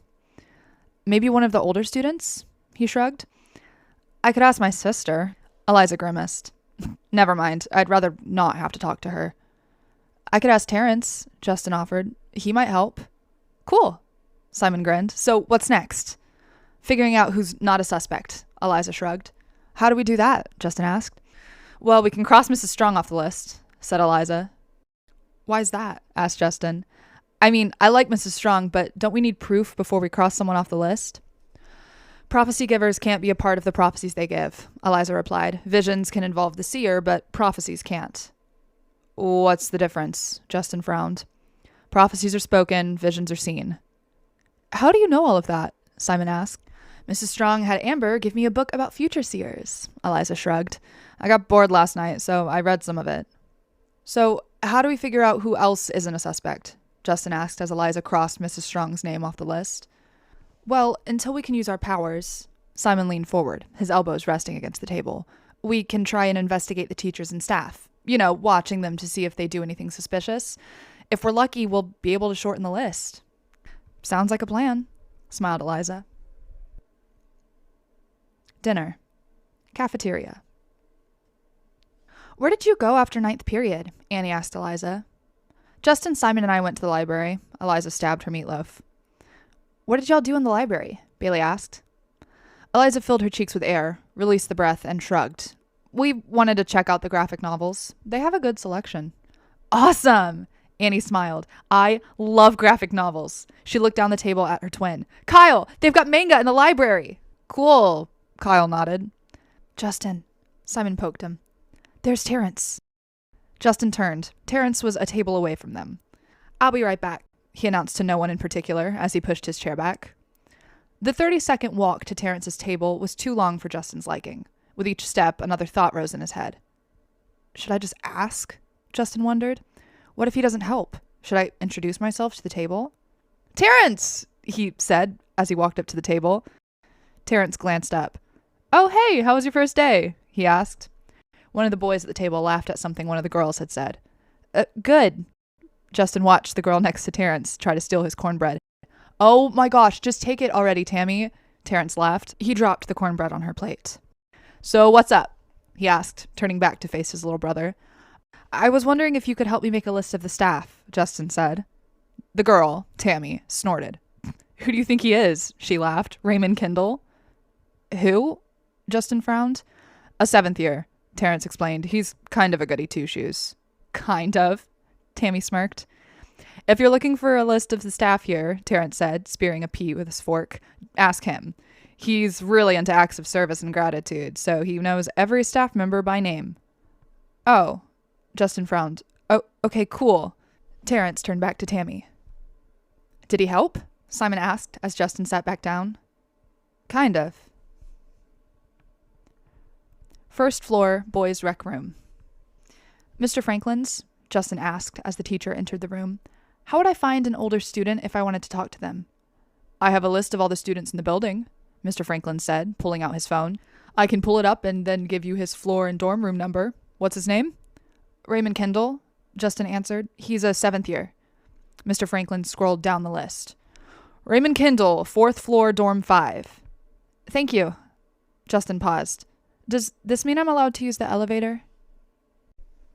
In the elevator. Justin watched the numbers change from 3 to 4 as the elevator lurched to a stop. The silver doors eased open, allowing Justin to step into the dark hall. He scanned the room's number plaques as he walked down the hall. Dorm 5, dorm 5, dorm 5, dorm 5, he said under his breath as he scanned the numbers on the doors. Dorm 5 was the 3rd door on the right. There was a buzzing sound from the room next door, like the noise of a power saw being used. Justin tried to ignore it as he knocked on the door. A boy with greasy black hair opened the door and frowned at him. Hi, he ventured. Can I help you? A patched-up tool belt hung crookedly on the loops of his jeans, and his shirt was covered in paint.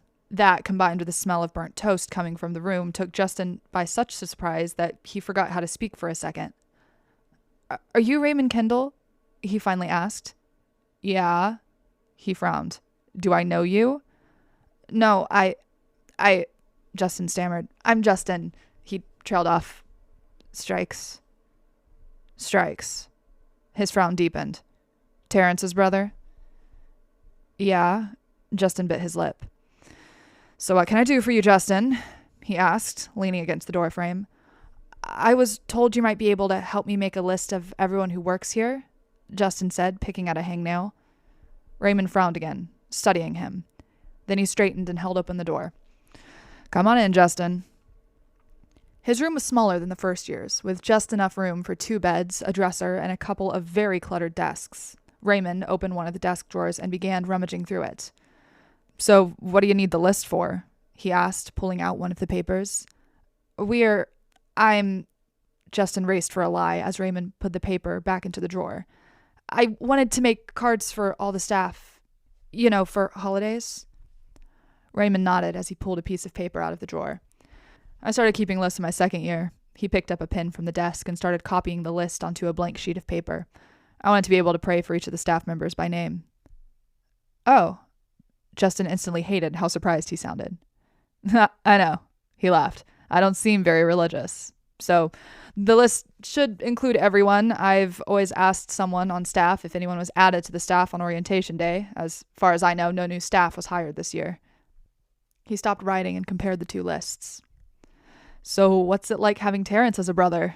He asked, beginning to write again. Fine, I guess, Justin shrugged. I haven't really seen him since he came here, except for a couple holidays and summers. Raymond glanced up at him. Justin shifted on his feet uncomfortably. Yeah, a lot of students do that, Raymond said, turning back to his writing. I'm sorry. It's okay. Justin shrugged again. It's not like he abandoned me. Raymond nodded, putting down his pen. Here you go. He held out the copied list. A complete list of the employees at Capsburg Ablete Power Enforced School. Thanks, Justin said, taking the paper from him. I'll make sure to add Raymond Kendall to our card list. Call me Ray, he smiled, and no problem. Justin almost turned to leave, but a question rose from the back of his mind. Have you heard anything about the girl who passed out at lunch today? Ray did a good job at hiding his surprise, if he had any. Don't repeat this to anyone, Ray warned, but the doctors think she was poisoned. They're not sure whether it's food poisoning or intentional. They're running some tests, but they agree that the cause isn't natural. Justin nodded shakily. I won't tell anyone. Chapter 14. Another class, another suspect. Justin had a text from Mrs. Willows when he woke up. Just checking to make sure everything's going well. If you want, you can visit your grandfather this Saturday. Just let me know. Justin smiled and typed his reply. Everything's good. I'd like to visit. Do you think they'll have waffles this morning? He whispered to a stirring Simon. They'd better, mumbled Simon. Third period. Welcome to History of Heroes. Mr. Franklin smiled as everyone entered the room. If you could all direct your attention to me, we'll get started. Some Abletes believe that we got our powers as a blessing from God, Mr. Franklin said, flipping through a book. That is a myth. It is most likely that Abletes got their powers through a type of evolution. As the power was needed, the ability would grow in an Ablete. These abilities might not have been as fine-tuned as ours are today. Justin's phone vibrated in his pocket, giving him a mini heart attack. As stealthily as possible, he fished his phone out of his pocket and checked it. Mrs. Willows. Go to the principal's office sometime today and tell him you want to visit Martin Lanes. They'll contact him and make arrangements for your visit. Okay, Justin replied. Justin, Mr. Franklin said in a stern tone. Focus, please.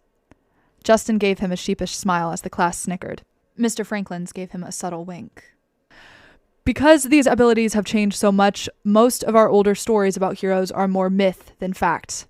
Nonetheless, I'd like to spend a semester talking about these tales of Abletes from all around the world. 7th period. Study hall. Justin pulled the list of suspects out of his backpack. So, who should we investigate first? He asked. The doctors, Simon suggested, or the medical staff. Why them? Eliza frowned. Well, they're the people we'll see the least, Simon shrugged. We see teachers in class and kitchen staff during meals, so between the maintenance staff and the doctors, we have a good number of people who are relatively hidden from us. They won't have a hard time hiding something. How are we going to investigate them? Justin asked. We buy fake glasses for disguises and follow them, suggested Eliza.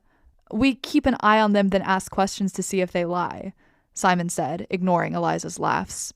If their pupils get big, we'll ask them if they know anything about black glycerin. Then if their pupils get small, we'll know they're not in on it. And if they're not in on it, asked Eliza, then we ask them to help us, Justin offered. Or not. I think we should keep our investigation a secret, Simon said. That way, no one else has the information we've gathered. Also, we'll be safer. You know, in case black glycerin tries to find us. Yeah, Justin agreed. It'll make it harder for him to find us if we keep it a secret. So, we keep it a secret, Eliza said, leaning forward. Deal, Justin and Simon said. 8th period. Mr. Crane was old. Not on the verge of death old, but the kind that you could see by the wrinkles around his eyes. His withered face and hands were riddled with scars. His suit was the color of the paper bags people used for sack lunches and was just as wrinkled, and he said "tuh" after words that ended with T. We live in a world of good and evil, he said in a low tone. So much of each that we separate our villain and hero histories into 2 different classes. I like to use the first class of the year to talk and answer questions. So, anything you want to know? Everyone raised their hands so fast, Justin could feel a breeze. How about you? He said, pointing to Jerry Daniels. Can you tell us about black glycerin? Black glycerin, Mr. Crane nodded as he overpronounced the name. An interesting story. No one knows who he really was, only what he did. Black glycerin craved to change how the equality of the world worked. He gathered forces that caused chaos.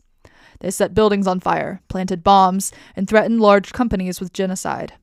As more attacks happened, Black Glycerin himself made more appearances. The Ablete community recognized some of his followers as their fellow Abletes. The circumstances were too much of a coincidence for them to ignore. Eventually, an Ablete safety organization tried to investigate Black Glycerin and his weaknesses. They were able to discover that he had been in an accident, one that left him heavily scarred. He laughed, gesturing to his scars, not unlike myself. There were titters from the students. Mr. Crane stopped laughing, his eyes somber. They also discovered that his face was marred with what we assume were black birthmarks. This, combined with the bombings, earned him the nickname Black Glycerin.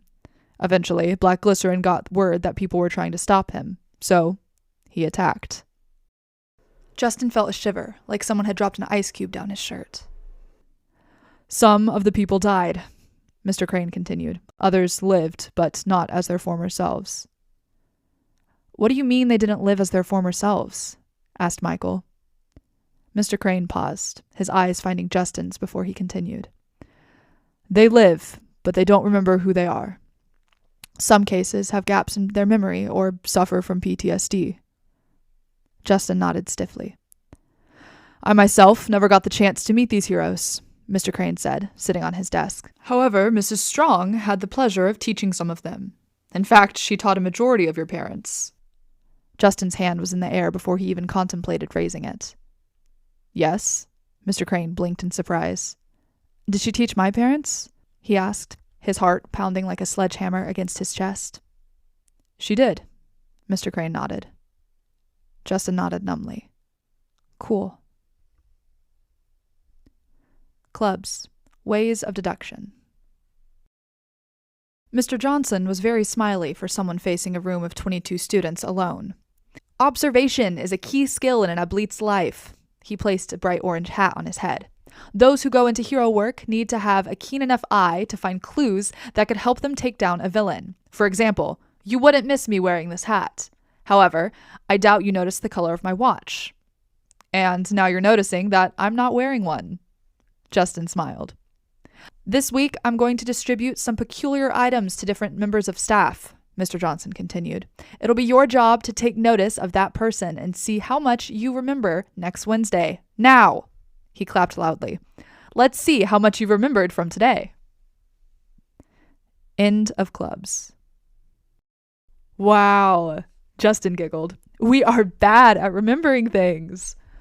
Speak for yourself, Simon laughed. I remembered at least half of them. That's a lie, Eliza smirked. Oh, whatever, Simon smiled. Want to head to the sick bay and investigate the nurses? I can't, Justin said, stopping to stand in the hallway. I have to head to Mr. Whitaker's office and schedule a visit with my grandfather. I don't know how long it'll take. Oh, Simon nodded, obviously disappointed that he wouldn't be catching the bad guy today. Maybe tomorrow during study hall then? Sure, Justin shrugged. Eliza? Works for me, she nodded. Cool, Justin nodded. I'll see you at dinner. With that, he turned and headed upstairs to the 4th floor. Wait, Justin realized as he emerged from the stairwell. Which one is his office? Looking for something? Asked a voice to his right. Justin turned to Miss Andromeda standing in one of the doorways. He felt his face grow red. I need to find Mr. Whitaker's office. She smiled sweetly. Valerie's office is the first one on the left down that hall. She pointed to the hall in front of them. You have to go through her office to get to his. Justin nodded. Thank you.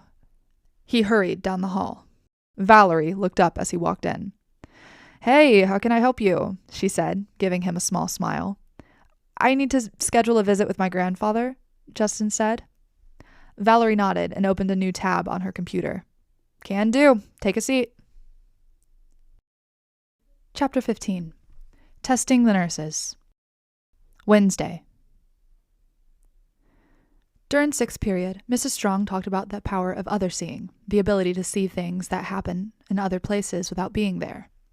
Michael was the only one with that power, and looked extremely proud as Mrs. Strong talked about how the power would develop and what Michael would one day be able to do.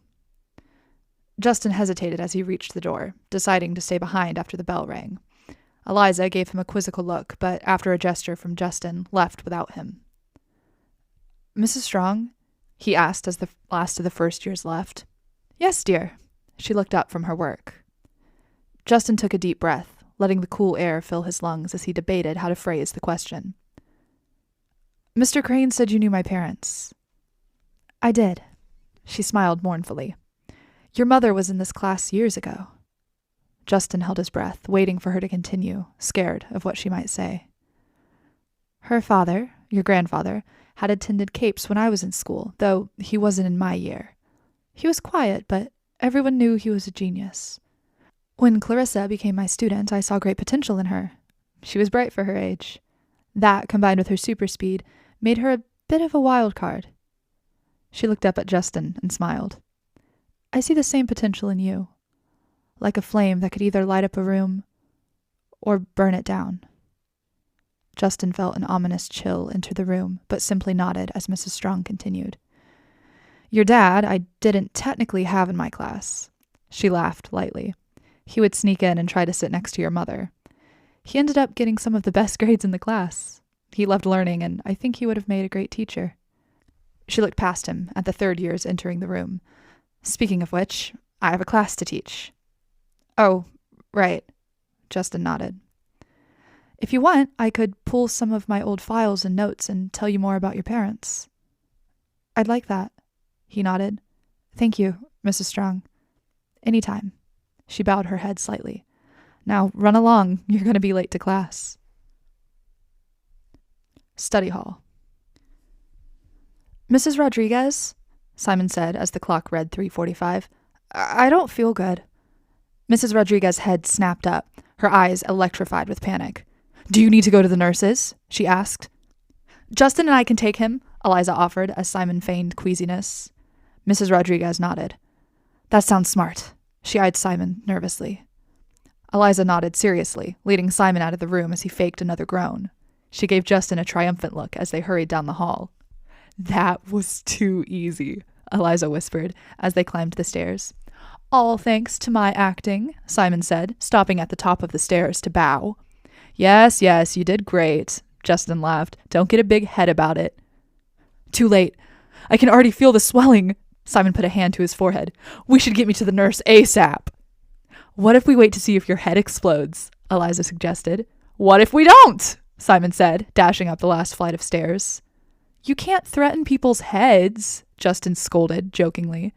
You can't tell me what to do, she smirked, chasing after Simon. How can I help you? Asked the nurse behind the glass of the nurse's station. Hi, Martin. Eliza nodded at his name tag. Simon here has a stomachache of some kind. Martin nodded and pressed a button on the intercom. Stephanie? His voice rang out from down the hall as he spoke into the microphone. There's a kid here with a stomach ache. On my way, a voice called from down the hall. A blonde woman in green scrubs rounded the corner. You three can follow me. Examination room. There's no nausea or bloating, Simon said as Stephanie pulled out a clipboard, and I haven't had any other stomach problems. I'm just crampy. Justin and Eliza shared a surprised look. Wow, Simon thought this through a lot more than we did, Justin thought to himself. Well, I doubt it's anything serious, Stephanie nodded. It's most likely your stomach is reacting to something you ate. I can get you some pills for the pain if you want. Do you have anything all natural? Simon asked. I don't want to take anything I'm not supposed to. Sure. Stephanie opened the examination room door. I'll go find something. All natural won't mess up my body, Simon explained as soon as she was out of earshot. Since I'm not experiencing any actual pain, it's safer. Smart, Justin nodded. What if she doesn't do anything suspicious we can confront her on? Asked Eliza, keeping an eye on the door. We come back and try again? Simon shrugged. Justin nodded in agreement, but mentally began to form a new plan in his head so that next time they'd be better prepared. Stephanie re-entered the room, a small bottle clutched in her left hand. It's an essential oil, she said, handing the bottle to Simon. Couple drops rubbed on your stomach should ease the pain. If you still have pain in an hour, come back and I'll get you something stronger.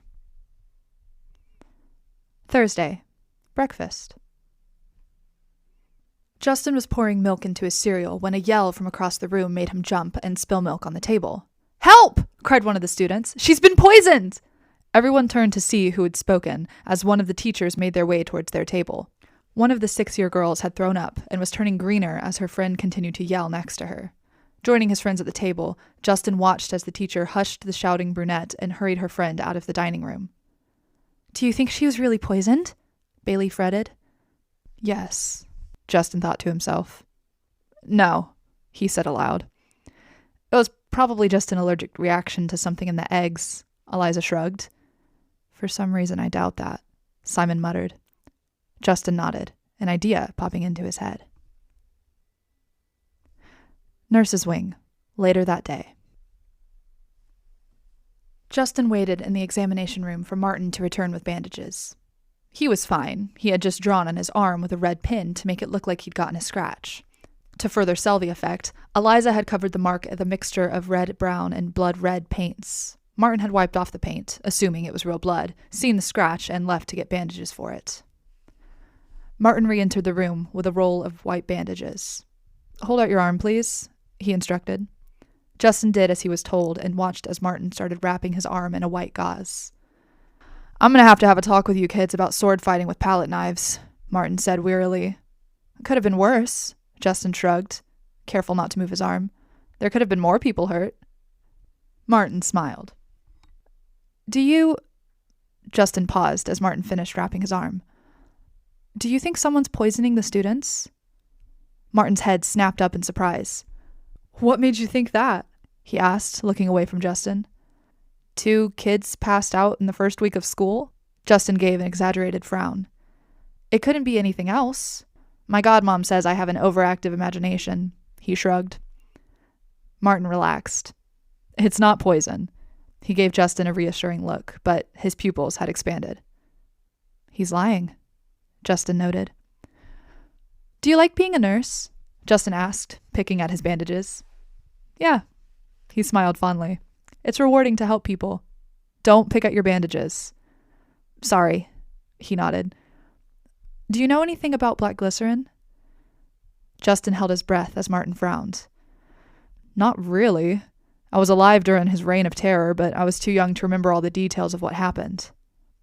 Justin stood to leave. Cool, thanks. Martin's pupils had remained dilated, so he didn't know anything about black glycerin. You're welcome, Martin smiled as Justin ran out the door. Don't play with any more sharp objects. Martin doesn't know anything about black glycerin, Justin announced as he met Eliza and Simon in the library. That's one down. Eliza crossed his name off the list. And a lot to go. I can go tomorrow during study hall, Simon volunteered, to investigate Stephanie. Maybe I should, Eliza made a face. They might get suspicious if you're in the sick bay too often. It's only my second time, Simon rationalized. You can go next time. Okay, Eliza shrugged, but if you get questioned, don't mention me. You can blame it on me, Justin offered, just in case they get suspicious. We're 12. Simon rolled his eyes. They're not going to suspect us of anything except for stealing lollipops. They have lollipops? Eliza frowned. Chapter 16. A Visit with Grandpa. Saturday. Miss Nunez came to collect Justin as soon as he was done with breakfast. He said a quick goodbye to Eliza and Simon and followed her to where her car was waiting. Normally Mr. Fields deals with student transportation, Miss Nunez explained as they pulled out of the Cape's driveway, but he had plans today. Are you excited to see your grandfather? Yeah, Justin nodded. I usually only get to see him during the summer or for Christmas. Miss Nunez smiled as she turned the car into downtown Orinthia, an Ablete town. Is he your mom's or your dad's dad? My mom's. Grandpa Strikes died when Terrence was 2. I never got to meet him. That's what happened with my grandparents. Miss Nunez nodded sympathetically. But my mother has plenty of stories about them, so it's not like I never got to know about them. Oh, look! She pointed to one of the shops on the left. Signor Lujoso is open! We should take a field trip for class one day! Mr. Lanes's house. Mr. Lanes's house rested in the middle of the pine tree forest at the edge of a large subdivision, hidden from anyone on the road. Justin smiled as he climbed out of the car. The bulldog statue on the porch, the kitchen window where you could watch people come and go, and the smell of pine were all staples of the times he and Terrence had visited. Mr. Lanes opened the door before Justin even stepped onto the porch. Rose had once remarked that Mr. Lanes's pudgy belly, combined with the roundness of his cheeks, gave his lanky frame a grandfatherly look. This, combined with his bad posture due to his poor back, made him seem older than he actually was. As Justin approached the door, he noticed the white beard of stubble that stood out on his grandfather's face and wondered if he would grow out his beard the way it had been when Justin was little. "Hello!" Mr. Lanes waved to Miss Nunez as she pulled out of the driveway. "Come on in, Justin!"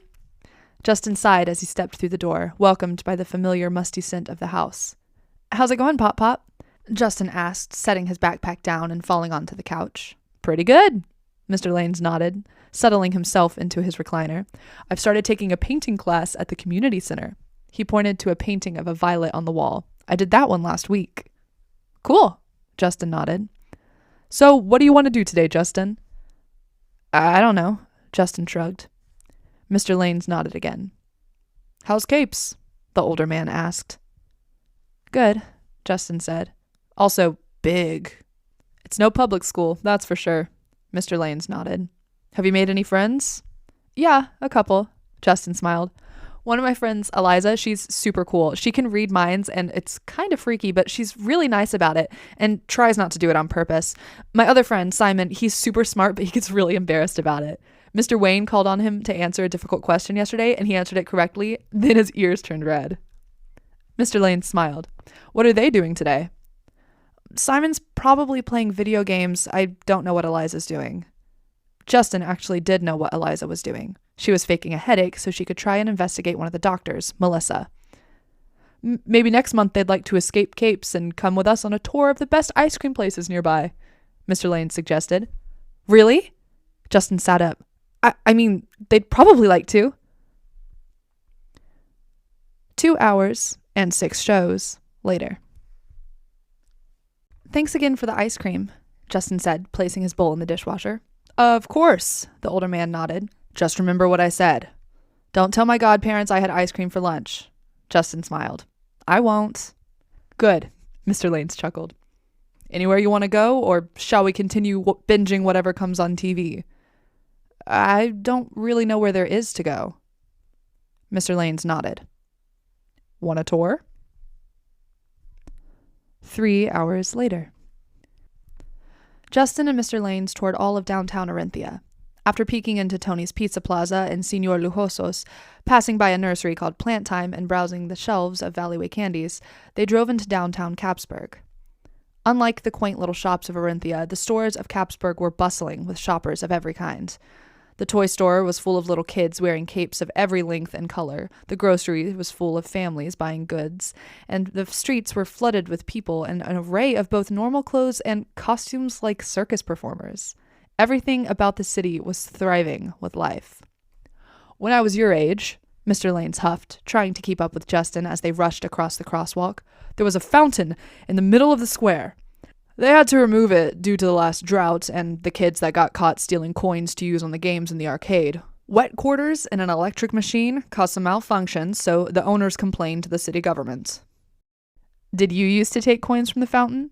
Justin asked, jokingly. "Now, Justin!" Mr. Lanes gave a fake gasp.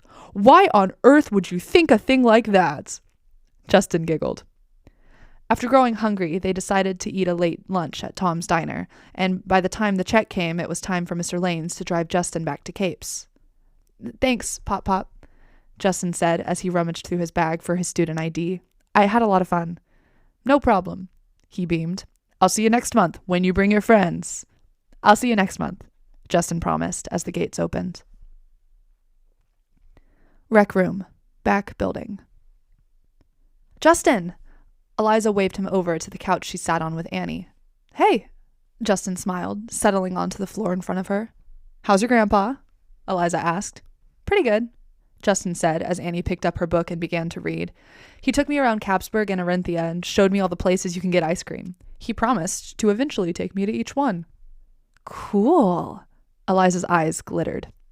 He said I could bring a couple friends next time, Justin continued. So you and Simon are invited to come with me. Would we get free ice cream? Eliza smiled, her eyes sparkling. Definitely, Justin promised. I'm in. The glint in her eyes shone brighter. Awesome. Justin tried to ignore the bubbling excitement in his stomach. Do you know where Simon is? Gaming nook. She pointed to the alcove along the right wall. One of the second years challenged him to a game. I'll ask him later, Justin nodded, glancing at Annie, who was still absorbed in her book. How was your homework? Checking on Melissa, he thought.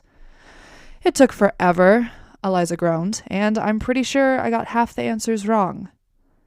Based on the look she gave him, Justin guessed that she hadn't gotten any information from Melissa. Justin nodded disheartedly. It's fine, Eliza shrugged, her jaw tight.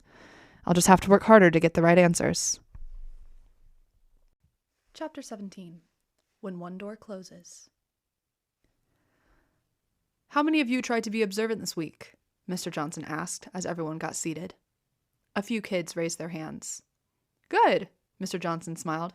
Let's see what you remember. He lifted a cardboard box off the ground and placed it on his desk. Who was wearing this? He asked, pulling a bright blue wristwatch out of the box. Bailey was the first to raise her hand. Yes, Bailey. Mr. Johnson gave her a nod. Miss Brush was wearing that. Yes, Mr. Johnson smiled, causing Bailey to beam with pride. Do you remember when? Thursday? She guessed. Right again, Mr. Johnson smiled encouragingly. Do you remember the color of her shoes? Bailey shook her head, clearly disappointed to have forgotten. They were brown, said one of the second-year students. Correct, Mr. Johnson gave her a nod. Good job, Mary. Does anyone remember what she was wearing in her hair? Small barrette, 3 bobby pins, said a third-year boy. 1 small barrette and 3 bobby pins exactly. Good job, Jeffrey. Mr. Johnson smiled again. Now, does anyone care to explain to the first years why we do this experiment? The girl next to Eliza raised her hand. Go ahead, Caitlin, Mr. Johnson encouraged. Those who want to go into hero work need to be observant enough to be able to track down a villain, Caitlin explained. It's also helpful to those who want to be police officers or private eyes. Precisely, Mr. Johnson smiled. Even in normal lives, being observant can help you get a better job. Justin nodded, vaguely aware of the foreboding chill that had entered the room. Now, Mr. Johnson placed the watch on his desk. Who was wearing this? That night, the library. Do you think we should try and write down the prophecy? Simon asked. Justin sat up from where he'd been lying on the floor. Why hadn't we thought of this sooner? He marveled. Our most valuable asset is handed to us on a silver platter, and we forgot about it. It's too bad we can't get the exact words, Eliza said soberingly. Does nobody write prophecies down? Justin asked. Unless they have paper when the prophecy's spoken? No, Eliza answered. Either nobody remembers the exact words and the prophecy is forgotten, or someone holds on to whatever shred of the prophecy they remember, but can't remember the full thing. Every once in a blue moon, a prophecy will be re-spoken, but it's not common. You're still reading that book Mrs. Strong gave you, Simon deduced. Yeah, Eliza shrugged. It helps me procrastinate doing homework. So how did the prophecy begin? Justin asked. Well, Mrs. Strong came into the room, Simon recalled, and Marianne said her name, which got her attention, Eliza nodded. Then she started talking about how Black Glycerin wanted equality, Simon continued, writing it down as well as he could. He wanted to change the world from the ground up, Justin quoted. Eliza nodded. Then she said he had a lot of followers. She looked down at the table. And that he attacked a lot of people, including my parents, Justin whispered. Yeah, Eliza muttered, refusing to look him in the eyes. Then she said that Black Glycerin was here at Capes, Simon said, breaking the silence, and that someone in the room would be the one to stop him. Justin nodded as he watched Simon finish writing. So all we have is exposition and a vague promise, Eliza said flatly. At least we have something, Justin rationalized. There's nothing that will help us find him, Eliza argued, which means we have nothing to go on except our own research. We could try looking up articles from Black Glycerin's Reign of Terror, Simon suggested. We could use the library computer. Why not just use our phones? Justin asked. A school computer is given direct access to the internet and can't be traced back to us, Simon said, rising from the table. Fair enough, Eliza said, following him to the computer by the door. Simon sat down and started typing. How do you know how to spell black glycerin? Eliza asked. Well, black is B-L-A-C-K, Simon explained. Duh. And glycerin is a part of the word nitroglycerin, a compound for making bombs. So, Eliza frowned. So, I looked up bomb ingredients. Nothing suspicious about that. Simon laughed. I found nitroglycerin, memorized the spelling. Glycerin. Eliza's eyes widened in surprise. Wow. Eliza nodded, impressed. You're a lot more serious about this than I thought you were. If someone's hiding from something bad they did, they should be brought to justice, Simon said seriously. I agree, Justin nodded. People shouldn't be able to get away with crimes. I obviously agree too, she rolled her eyes, but Justin saw a smile tug on her lips. I was just surprised about how much thought Simon had put into this. Simon looked over his shoulder and gave her a wide grin. Thanks. He turned back to the computer and hit search. 213 results. Simon started scrolling through the recommended articles. That one. Justin pointed to a headline. Local reporter spots mastermind behind recent attacks. Eliza read as Simon clicked on the link. When is this from? 9 years ago. Justin read the date under the heading. After the recent attacks all over the world, people have begun looking for the leader of the group. Margaret Mary believes she spotted him, Simon read. During the attack on Markston City Hall, local reporter Margaret Mary was able to identify the leader of the group of terrorists. Though the man has yet to be identified, he has been nicknamed Black Glycerin. After talking to Miss Mary, we were able to find out the meaning behind the nickname. He was watching as the first bomb went off, Miss Mary stated. He didn't even flinch as the explosion took over the building. Then someone else came up to him and whispered something to him. He nodded, and the second guy pulled out a gun and fired, and that's what set off the second bomb. At that point, Miss Mary continued, I was hiding under the picnic table I was eating at, but I noticed as he turned that his face was riddled with scars. The funny thing was, he had covered some of the scars in a black paste that looked like gunpowder. The group of terrorists was somehow able to plant explosions in and around Markston City Hall. Luckily, no one was killed, although 15 people were injured. Let's find a different article, suggested Justin. Simon nodded and returned to the results page. Here's another one where they spotted him. He clicked on the link. The most recent attack in the U.S., an attack on the San Antonio Capitol building, led to further investigation to try and catch the nefarious leader of the terrorists, Eliza read. A Texan detective decided to pull footage from a security camera across the street from the incident. The public statement included a picture from the pulled footage shown below of the man known as Black Glycerin. Here's the photo. Simon clicked on the expand button. A grainy picture of a burning building filled the screen. In the middle of the street stood a man in a black trench coat. Can you zoom in? Justin asked, leaning forward. Simon clicked twice and the picture expanded. Even through the bad quality of the photo, it was apparent that something was off about his face. The shadows on his face were too dark, the lines too light, everything made him look unreal. How could he be here without anyone knowing? Justin wondered aloud. I don't know, Simon frowned. I asked Mr. Fields if he thought someone was poisoning the food, Eliza said after a second of silence. He said it could be a possibility. Simon turned around, his eyes wide with alarm. Really? He asked. Yeah, she nodded seriously. He said it passively, but I think he meant it. Justin frowned. The staff must be overconfident in their ability to find the villain if they were telling students they might be getting poisoned. It shouldn't be anything to worry about, Justin finally said, unsure whether he was trying to convince them or himself. Right, Eliza nodded. An hour later. Justin and Eliza were the only ones left in the library. Simon had left to put the books he checked out in the dorm before dinner, and the fifth year who'd been scanning the shelves had run out of the room after getting a phone call. "Do you really think there's nothing to worry about?" asked Eliza as she picked up her bag. Justin didn't answer for a second. Eliza glanced up from fiddling with the strap of her bag, her eyes wide. She's genuinely scared, Justin realized. The fact that Eliza, someone who never let things get to her, was letting him see how frightened she was scared Justin more than Mr. Fields' admission. "We haven't seen any signs that there is," he shrugged, "so there's no reason to believe that we should be worried." Eliza nodded uncertainly as they made their way downstairs. "I hope you're right," she fretted. "Me too," Justin thought. They opened the door to the cafeteria and collided with two people exiting. "Oh no," Eliza whispered, stepping away from the girl she'd walked into. Justin glanced to his left. Eliza seemed to be carved from stone as she stared at the floor. He looked back at the two girls they'd run into. They were at least 4 years older than them, based on height alone. The taller of the two girls gave them a perplexed look as she tugged on a strand of her red hair.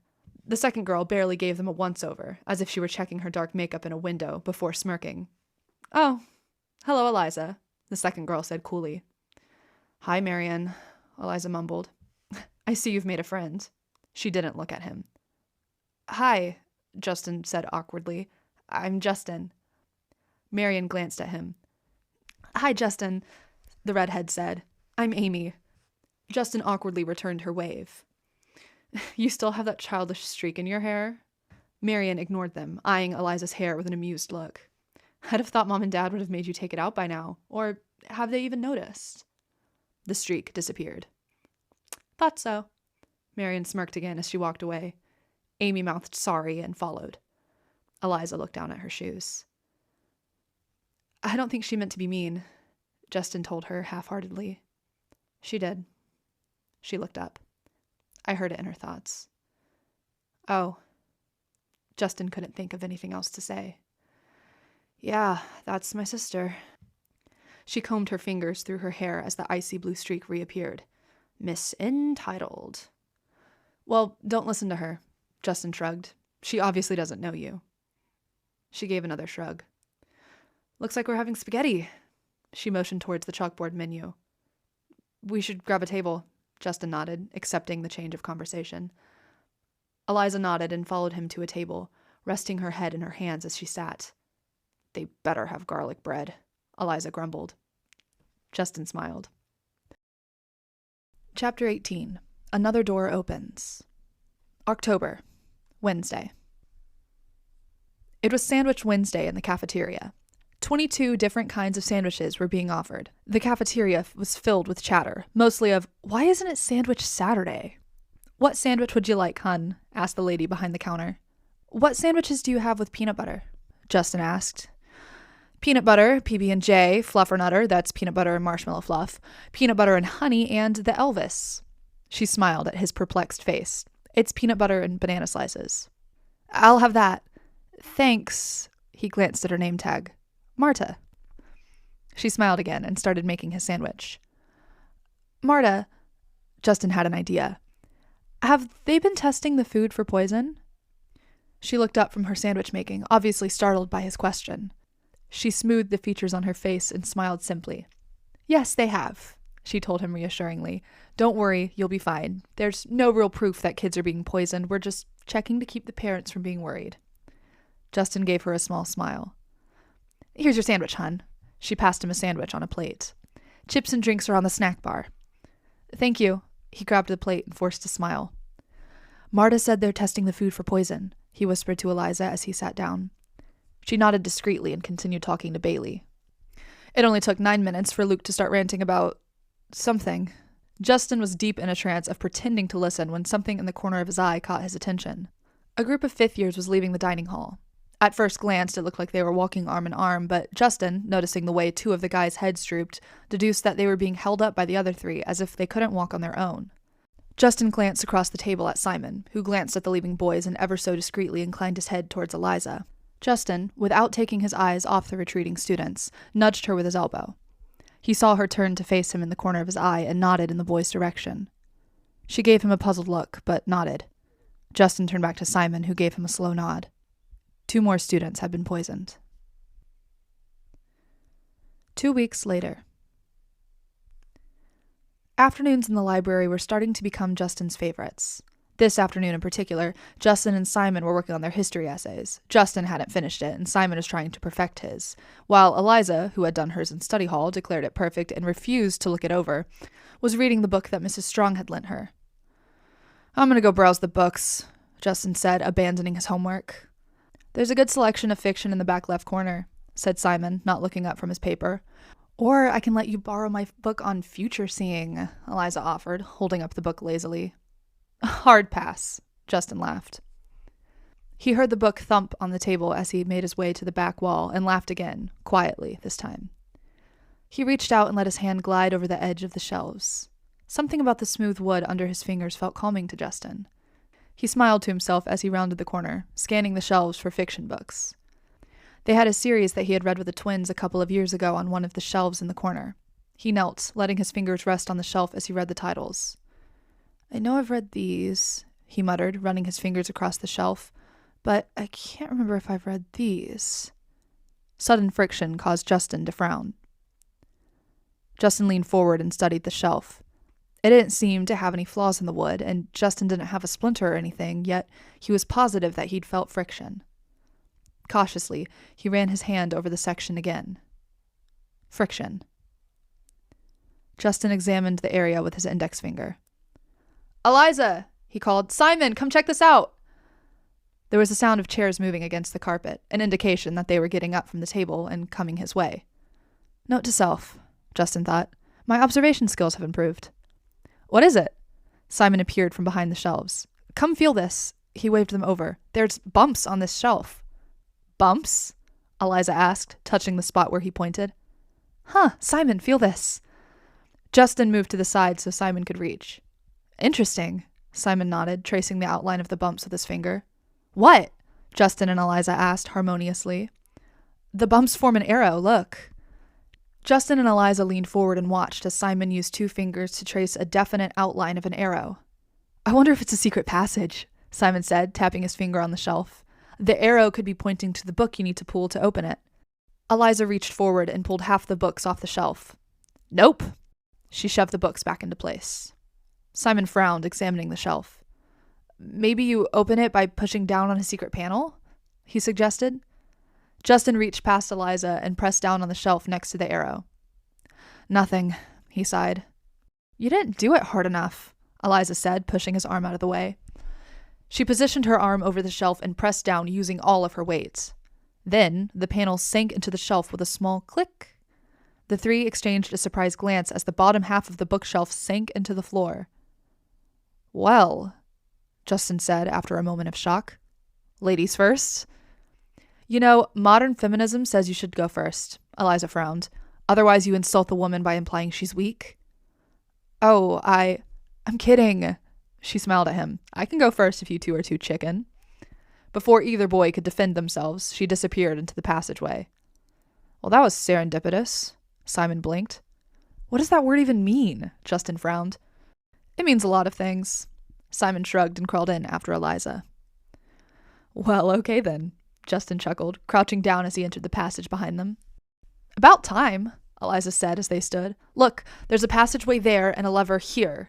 She pointed to a silver lever on the wall. "I'm guessing it closes the passage from the inside." Justin scanned the small room as he finished brushing the lint off his pants. It was big enough for maybe 10 people to stand in comfortably, with white walls and LED lights overhead. The hall next to the passage they'd come through stretched past Justin's view. "Shall we explore?" Simon asked, a mischievous glint in his eyes. "I thought you'd never ask." Eliza smiled. She pulled the lever downwards, sealing them in before heading down the hall. "This hall runs the entire length of the library," Simon said, running his hand along the wall as they walked single file down the passage. "Well, the real question is, where does it lead?" Justin asked. Eliza stopped suddenly. "There's a room here." The room at the end of the hall was the same as the last one, but smaller. The only real difference was there wasn't a lever on the wall. "Weird," Justin muttered.